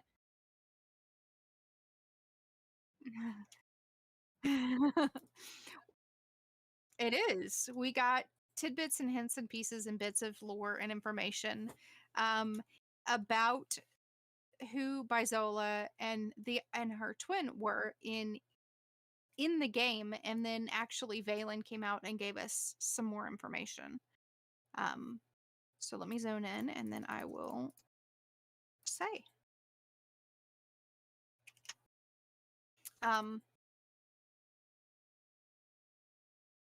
Neriak is a twisted but beautiful city, carved out of the earth millennia ago. Magic and excellent artisanship have lit up the city with glowing neon-colored lights and fountains and monuments to the god of the dark elves, Enorc, fills the city. Neriak is the center of the Dark Elven Empire and is a splendid dark city that lies carved out of the mountains next to the Nectulos Forest. No natural light has ever seen their homeland, and the Dark Elves thrive and flourish in their city. All manner of evil races, including trolls and ogres, can be found within. Most of these are restricted to the Foreign Quarter, where the Dark Elves trade with the outside world. The deeper parts of the city house many of the city's shops, guild halls, and homes. Putting you on autofollow. Hey, you could have killed the snakes that were over there. Eisen. All right. The city of Neriak, for all its beauty, is filled with danger, as befits its occupants. Stepping into the wrong place in any part of the city can easily get you killed, and this is especially true for trolls and ogres who, although guests are not welcome everywhere. That sentence did not make any sense, and it was copied directly from a lore source, so, I just noticed that this could be from some degree of superiority on the part of the Dark Elves, and also because of the plot the Dark Elves are hatching, lying barely hidden beneath the surface of the city. So...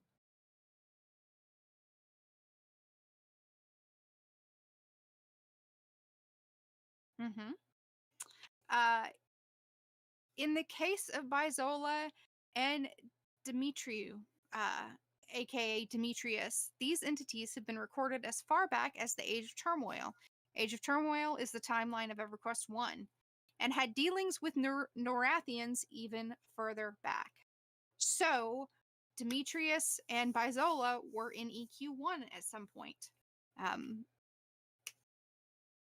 Bizola is the conjoined twin of her brother Demetrius. Together, they are known as the Twins of Torment. They exist upon the plane of fear and work as agents to the ruler of that plane, Kazakh Thul. Or they did. They have ventured far and wide in the name of fear. They bring about pain, both physical and mental,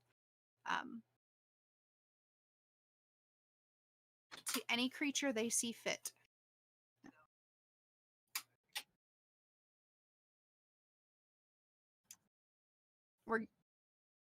We're getting there.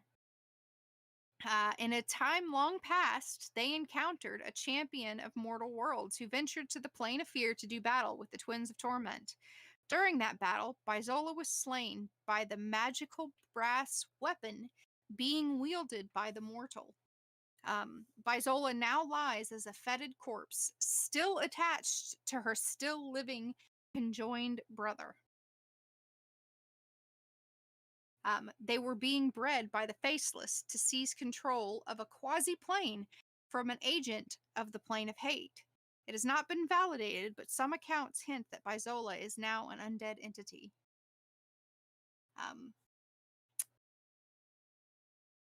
Yeah. Other information, it's Bizola, one half of the conjoined twins of Malice, Bizola and Demetrius.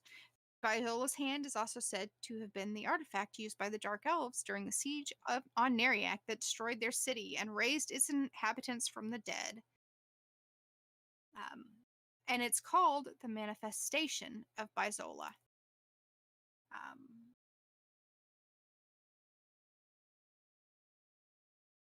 So that symbol, Mixit, I think that symbol might be a symbol of Bizola.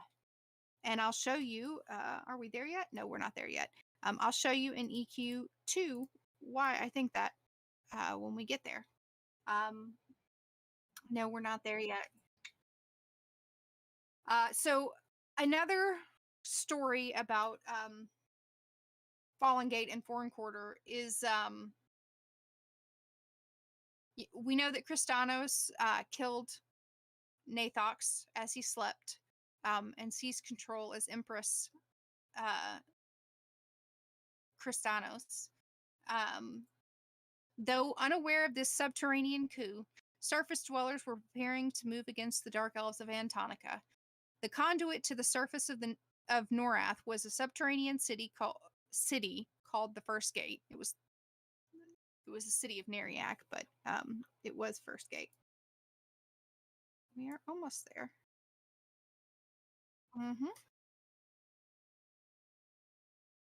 No, we're almost to where I need us to be in to show the symbol.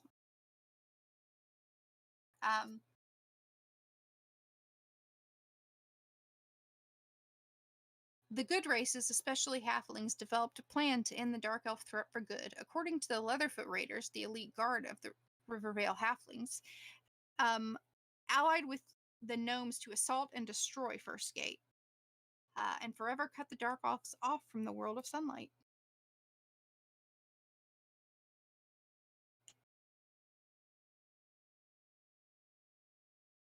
Am I going the right way? I am. Okay. Yeah, here's where I wanted us to be. Demetrius and Bizola, the twins of torment. And that symbol right there looks a whole lot like that symbol. There's a whole lot of parallels there. That's why I think they're the same. I think that this is referencing Bizola, which would have been Thulian at that time. And in EQ2, it's this, because in here, there's thralls to Bizola and priests of Bizola. So this is clearly a area worshipping Bizola. I don't know what brass weapon it is. Some people have posited that it was like the shiny brass halberd, but I think it might have actually been the singing sword. I think it might have been the singing short sword. Like I said, EQ and EQ2 both do a lot of visual storytelling.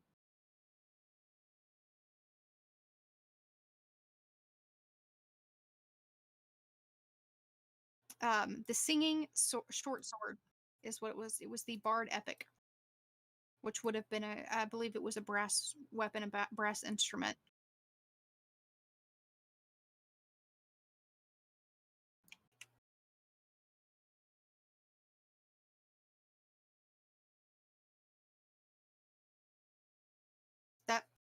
So now we have to go back to Nectulos. So you can evac us again. Oh, Tome of Malice. And you get the Tome of Malice. Mm-hmm. And so here's where you start to see things change, right? So, again, no spoilers from Nadaj. Who knows who else is associated with Malice? How about, let's put it that way.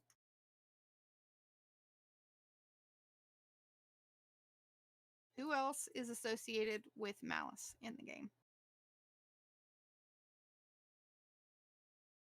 Yep, Lannis Teville, goddess of Malice. So, when I said, and this comes from Balin, Balin was the one who said that Khazak Thul sent the Twins of Torment to take over a shard of hate that was left over. What was he doing? He was trying to send the Twins of Torment to take over Lannis Teville's domain. That's how they became.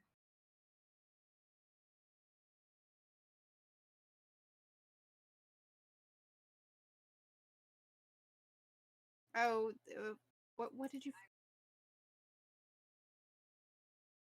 I'm coming.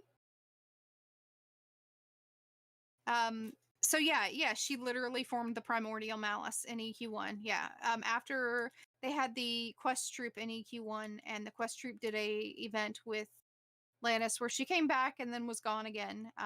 But she came back, and Malevolence was involved, and Orc slapped her down again, and she had a cult called the Cult of Primordial Malice that was in the Wraith Tier Mountains, and that's actually where we find them in EQ2, is in the Wraith Tier Mountains, what's left of them. Also interesting of note is those things are not dark elves anymore. They've turned into something else, and we never get any information, to my knowledge, as to what they are.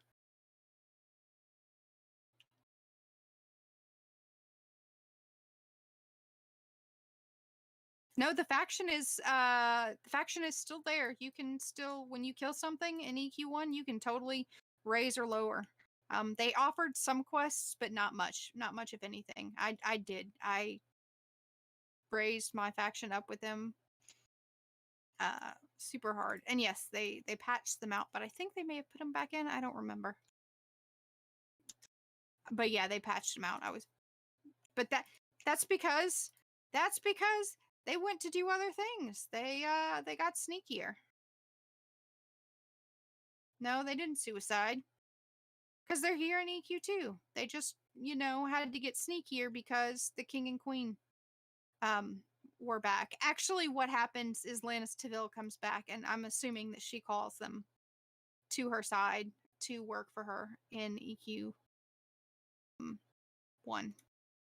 Because she comes back again for the 15th billionth time. She comes back and dies a whole bunch.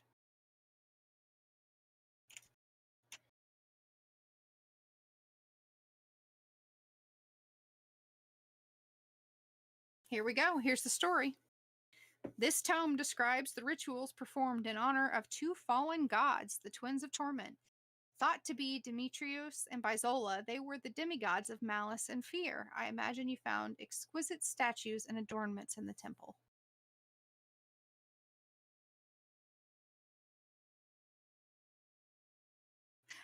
The other thing to note is I don't remember. It's been so long since I've done it, but they are referenced in the Inquisitor epic as well. And if you remember the Inquisitor epic, the epic weapon has a ball in the middle, and then it's got two little spiked heads that revolve around it. And those flail heads are Demetrius, the flail head of Demetrius and Bizola, and they are found in Chardock.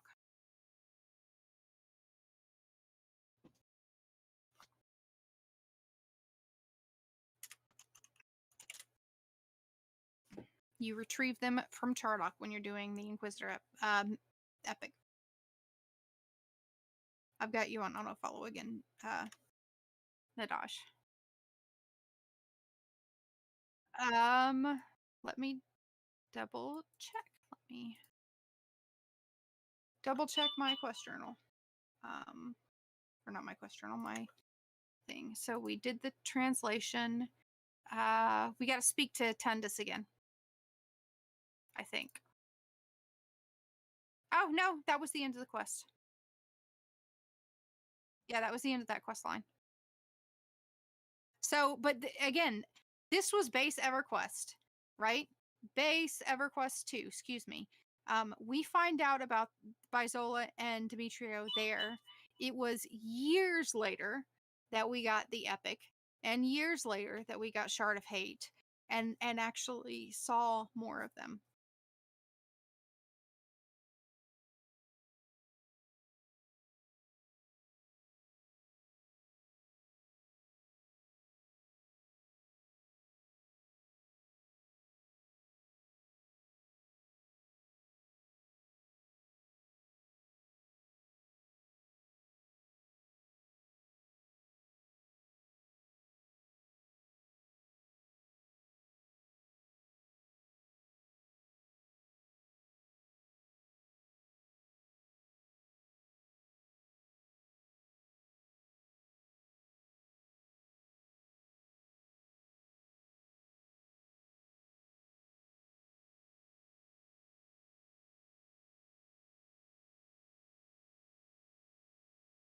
All right, I'm zoning into Common Lands, and I'm going back to pull what I was reading.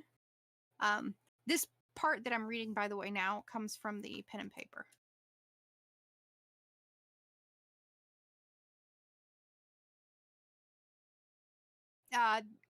According to the Leatherfoot Raiders, the elite guard of the Rivervale halflings, allied with the gnomes to assault and destroy the first gate and forever cut the dark elves off from the sunlight world, or the world of sunlight. Like that was going to happen again. They don't know that, but there were tunnels that led everywhere.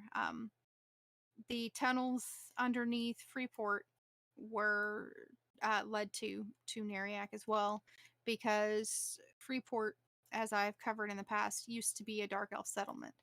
A dark elf settlement by the name of both Wheel and Carthiel. It's called both.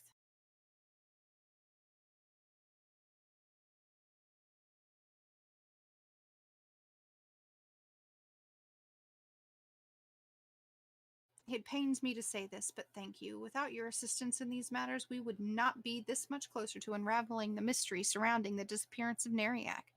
Take this as payment for services rendered, but go quickly before I change my mind.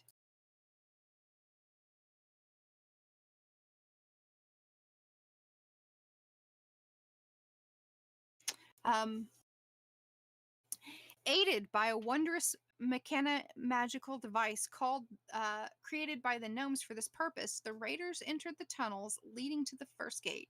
Aware of the dark elf's power, they advanced stealthily, slipping past guards and planting the gnome's device where it would cause the most destruction. And then they swiftly and quietly withdrew. The device exploded soon thereafter, utterly destroying the first gate, and as far as the halflings could tell, sealing the dark elves in the bowels of Norrath forever.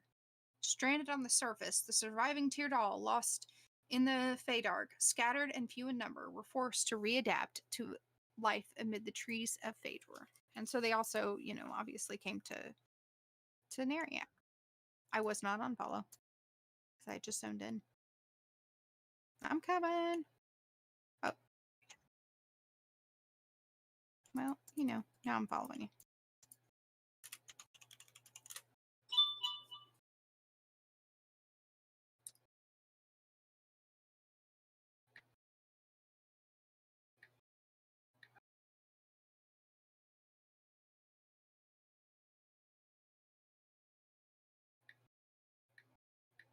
I think it just auto completed.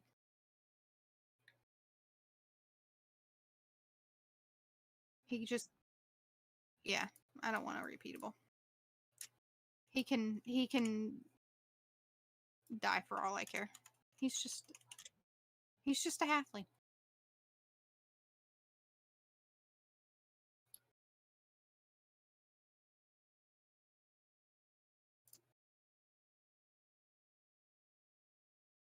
There are multiple storylines for Lannister and EQ2. She's involved in the Dragons of Norrath expansion. She's involved in several, because what eventually happens, and this is relevant to the EQ2 storyline in a lot of ways, in my opinion, which is its own whole stream topic, honestly. Yeah, I see him. But essentially, Lannister becomes the champion of discord, or the champion of chaos, and Firiona Vi has been, since the base game, we just didn't notice it, but since the base game, Firiona Vi has been the champion of balance. Things like Kithkor Woods being destroyed. Kithkor Woods was destroyed as part of the balance because Tunar was trying to create the unicorns. And it would have put the balance out of whack. And so Kithkor Woods happened.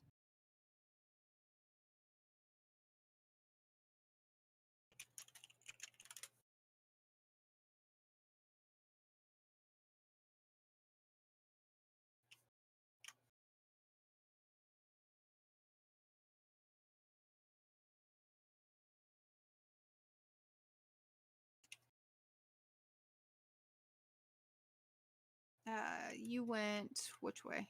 This way. Okay.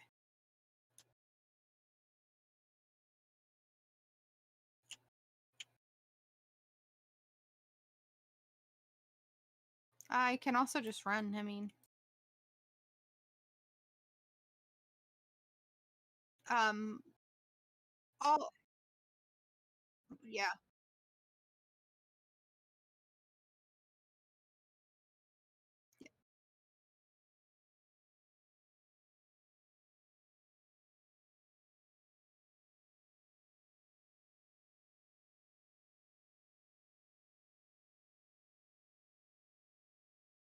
The other thing that we don't know and is never made clear is okay, parts of it were destroyed. But was well, no, we made clear that parts of this area were destroyed, but we don't know if the unleashing of the Hand of Malice unleashed destruction on the foreign quarter as a whole, if the entire foreign quarter was destroyed at once, or if some, some stayed alive for the time being, and that the worship of Bizola grew. I would say that probably some things stayed alive for a while. I think that probably the ogres and trolls worshipped the Thulian version of Bizola and Demetrius, but I think that their power grew, and they sustained, and in fact you see Bizola still in the Shard of Hate because they were still getting worship by the spirits and by the undead. And that's why we have Bizola as part of the demigods and the part of hate.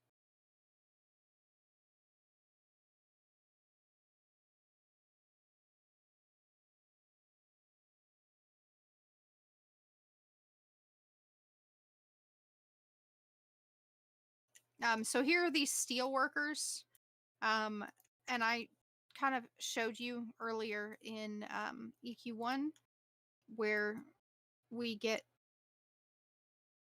all of that mining, and or not mining, but the steel worker area. There was no mine in EQ1.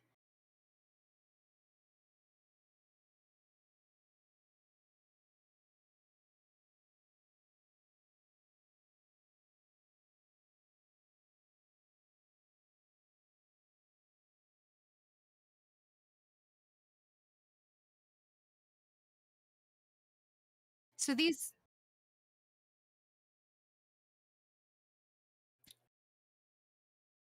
are the Reavers of Seralith here. So the Reavers of Seralith, remember that Seralith is the necromancer who unleashed the Hand of Malice. So these would have been her guardians right here.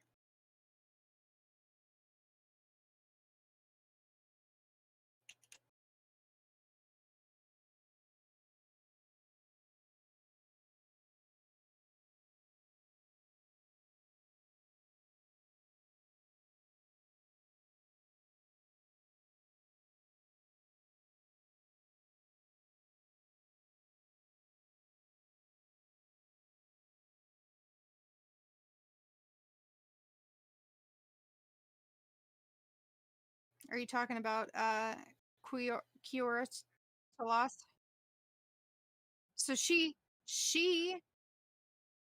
again, she's a vampire though. So that's significant in and of itself, is she is a vampire.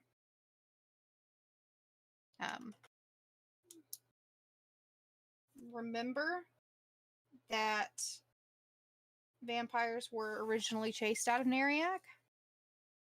But and there's her Dark Tome, which is also a book.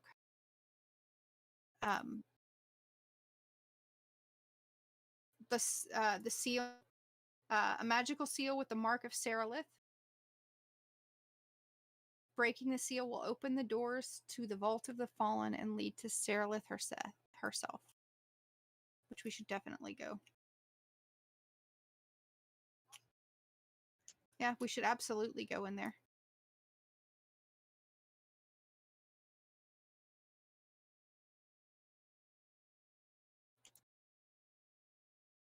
Mm-hmm.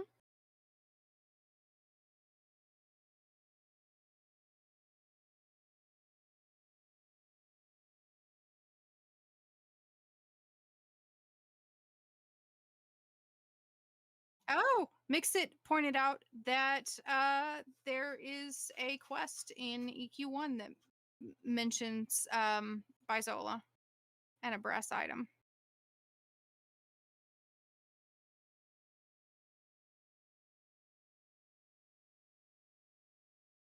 It's Killige, the brazen breast Killige. Killage, I don't know how to pronounce that, is a legendary magical weapon designed by the ancients and long lost to the winds of time. I searched the world for it to no avail. Perhaps the legend of Husam will add some insight to my quest. I have knowledge of its design, and I am sure I can craft it. Following you guys down. These are all different skulls. So this would have been a kind of an ancient burial area for different dragoons, as you can see.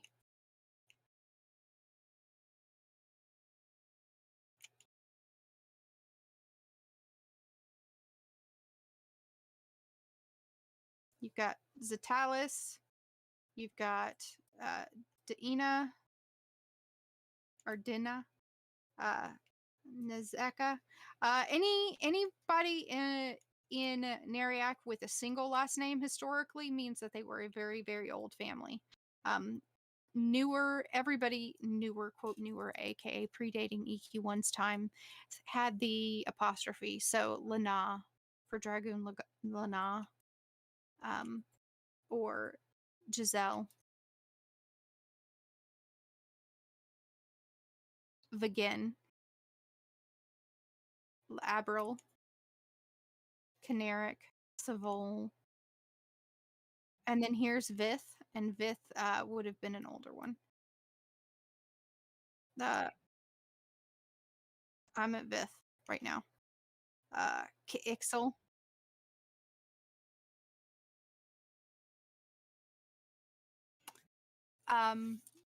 Okay. Legend says the Killage was formed for a great paladin for his assault on the land of the dead. He was to,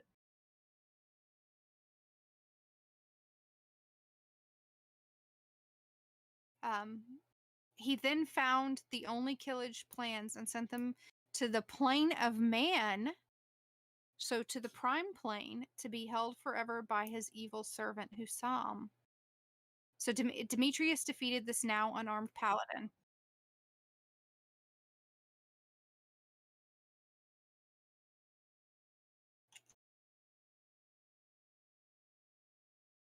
So this paladin went to defeat Demetrius. That's a really good find. I was looking for that information yesterday, Mixit, and I couldn't find any of it. The plane of man is the prime plane, excuse me. So the enchantment would allow only rogues, warriors, and the feeble minstrels to wield it. I wonder if this is, and Husam is a sand giant. I really wonder if this might somehow be related to the singing short sword. I was looking in fear. Yeah, you're good.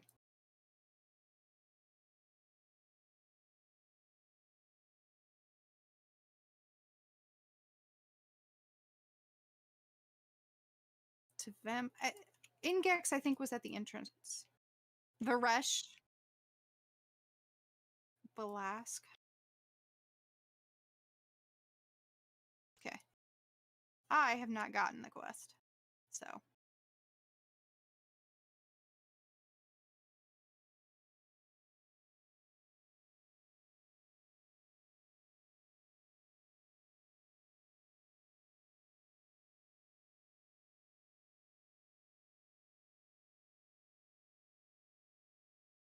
I'm not worried about getting all three of these because it doesn't give any lore. I am just going to stand here and read a little bit more of that. But that's a really good find, Mixit, because I was looking and I was trying to see, if maybe it was Demetrius and Bizola were called, like, maybe they were Dread and Fear or something like that in EQ1's Plane of Fear.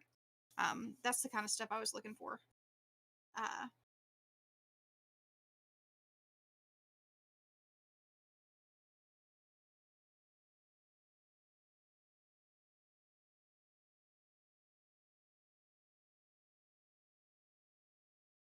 Because those were golems that looked the same.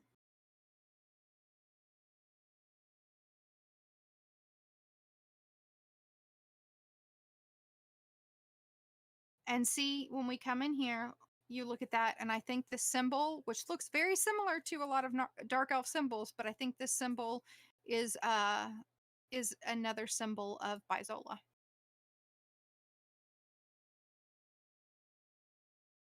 The one, look up. Yep.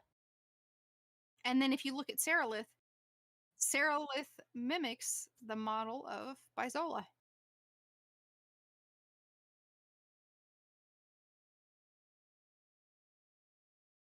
Mm-hmm. It's almost like Seralith has become a demi god. I don't know. Those are the same symbols that are on Bizolas. I have not been able to translate them because I could not get good screenshots of them.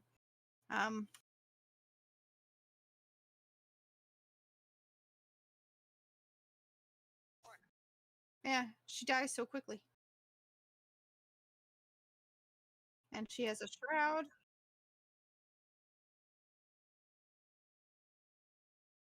No.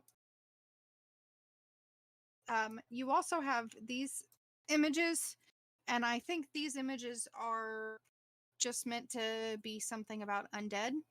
But again, notice the hand. So up with the Thexians, who are worshippers of Anoric, you see the hand, right? And then you have the hand here with the eye at the center. Remember, the eye at the center is up here. So I'm thinking that these were kind of considered maybe symbols of malice. And that you just kind of had some mixing of Bizola and Lannis Teville. Because, go ahead. Nope, that's fine. Go. I'm screenshotting.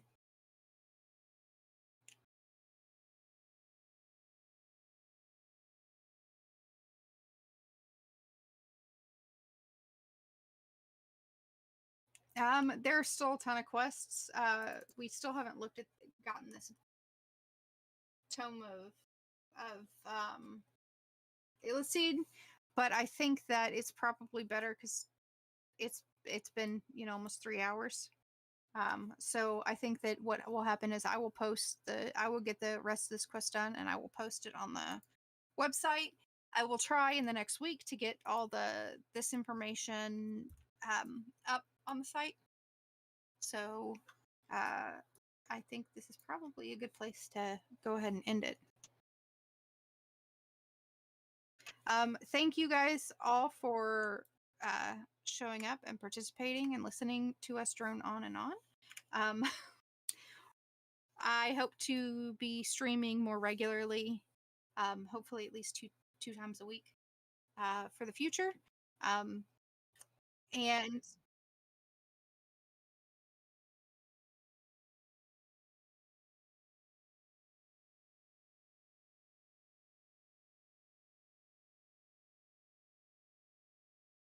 Bardic Travels in Norrath on Twitch. Yeah, on YouTube, sorry. And as promised, let me just show you some of Nadaj's magical artwork. Look at that. Look at that. Isn't that so adorable? So adorable. That's a character that is role-playing on EQ2 on Antonia Bayo. It's beautiful, beautiful artwork. I'm looking for some more of it in here. I'm pulling it all from the channel, so it takes me a second.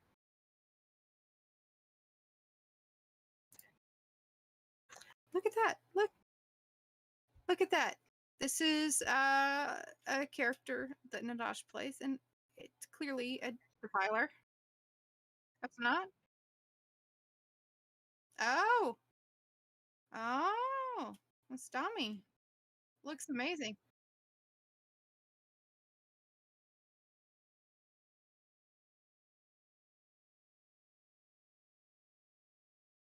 So I'm just gonna zoom in here just so you can see, just look at this phenomenal detail. It's still like the color detail, the way you've done the colors, and played with the colors to get it. It's amazing detail. Amazing detail. So when I say that Nadaj is a phenomenal artist, I hope that you can see. And again, if you are considering getting anything commissioned, Nadaj does a little bit of everything, and that includes things like, oh, I don't know, decorating skateboards. Here's another one, and this is one for you lore lovers. Uh, I'm not going to tell you what that is. You should be able to figure it out if you're.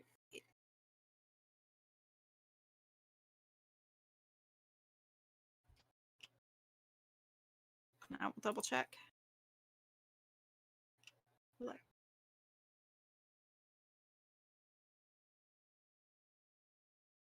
I'm checking my other channel. Come on, Mix It. Mix It, are you there? Can you tell me who those dragons are?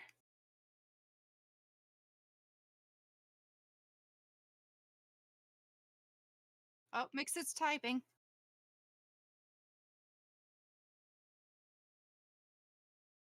You are correct. Those are the ones in the Majdual timeline.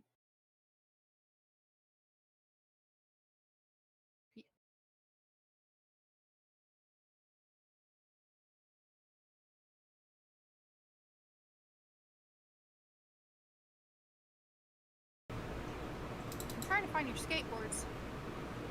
Ah, there we go. There's at least one of the skateboards. So we're gonna open original. There we go. Look at this skateboard. Look at that. It's so pretty. So pretty. So yeah. You can That get thing in was touch fun. with the Dodge. If you are interested in getting in touch with the Dodge, I am on all the Discords. I can put you in contact. Or you can send a tell to Nadaj in a DAJ on Antonia Vale. So if you were trying to send a tell from another server, that would be Antonia_Vale.Nadaj in a DAJ. You can also send cross game tells. I'm gonna share something with you real quick, so don't go anywhere. Keep talking. Keep talking. Keep talking. Nadaj is awesome. I'm sharing stuff. Awesome, and you should. Yes. And if you guys have ideas too, thoughts, I have the lore Discord, so let me go ahead and generate that invite, and I will put that in the Twitch channel. So that people who are interested can join. Here's my invitation. Let me edit that link so that it never expires. Alright, I'm gonna post this in general. In your Obscurus, so you can share from there. Okay. So back in 2015, I did a Players Studio submission of releasing Mar holding a bow. Well, I repainted it in 2019, and unfortunately, I couldn't submit it to game, and I've tried. The devs will not let me update that piece, but that is the final when I repainted it.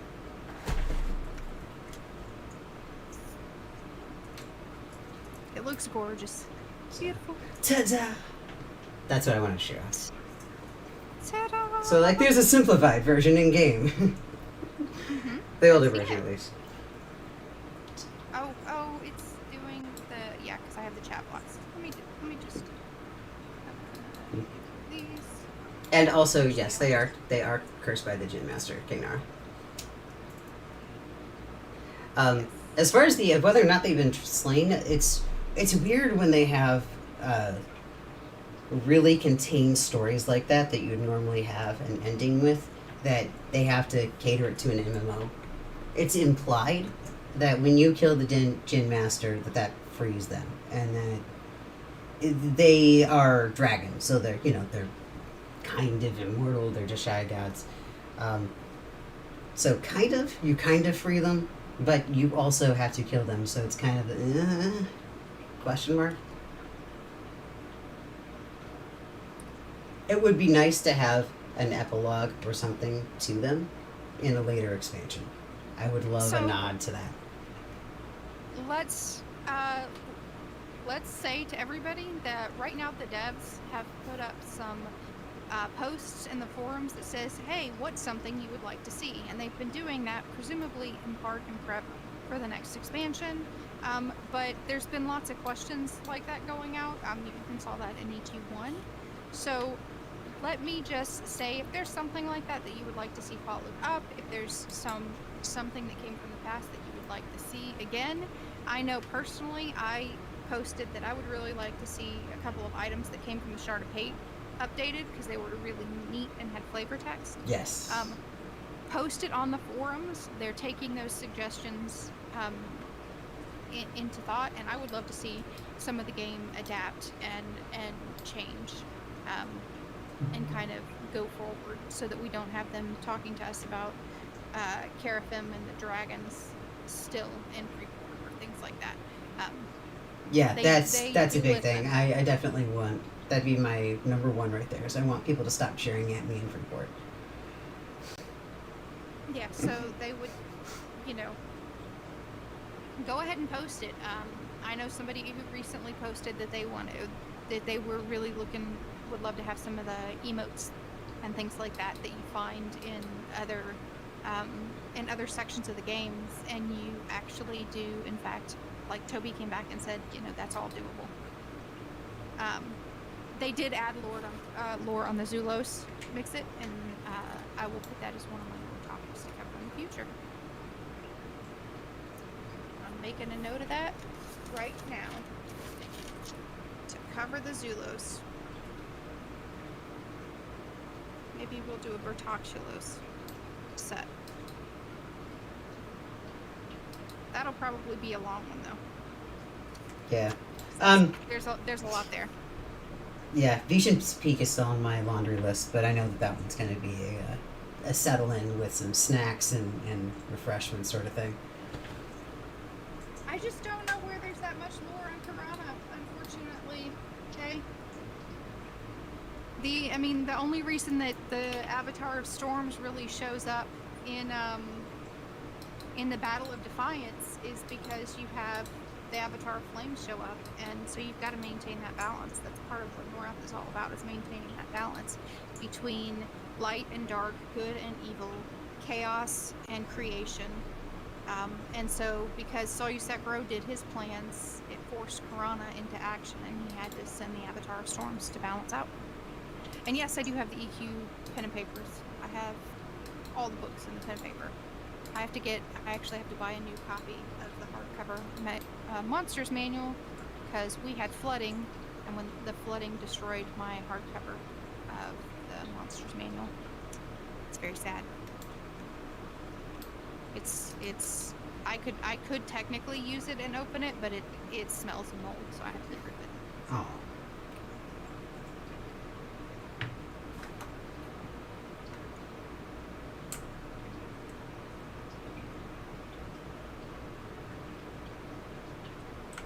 There, I'm getting the biggest K-hug right now. The K-hug that makes Wow. me disappear. That, I didn't realize cake could get that big. Crazy? Crazy.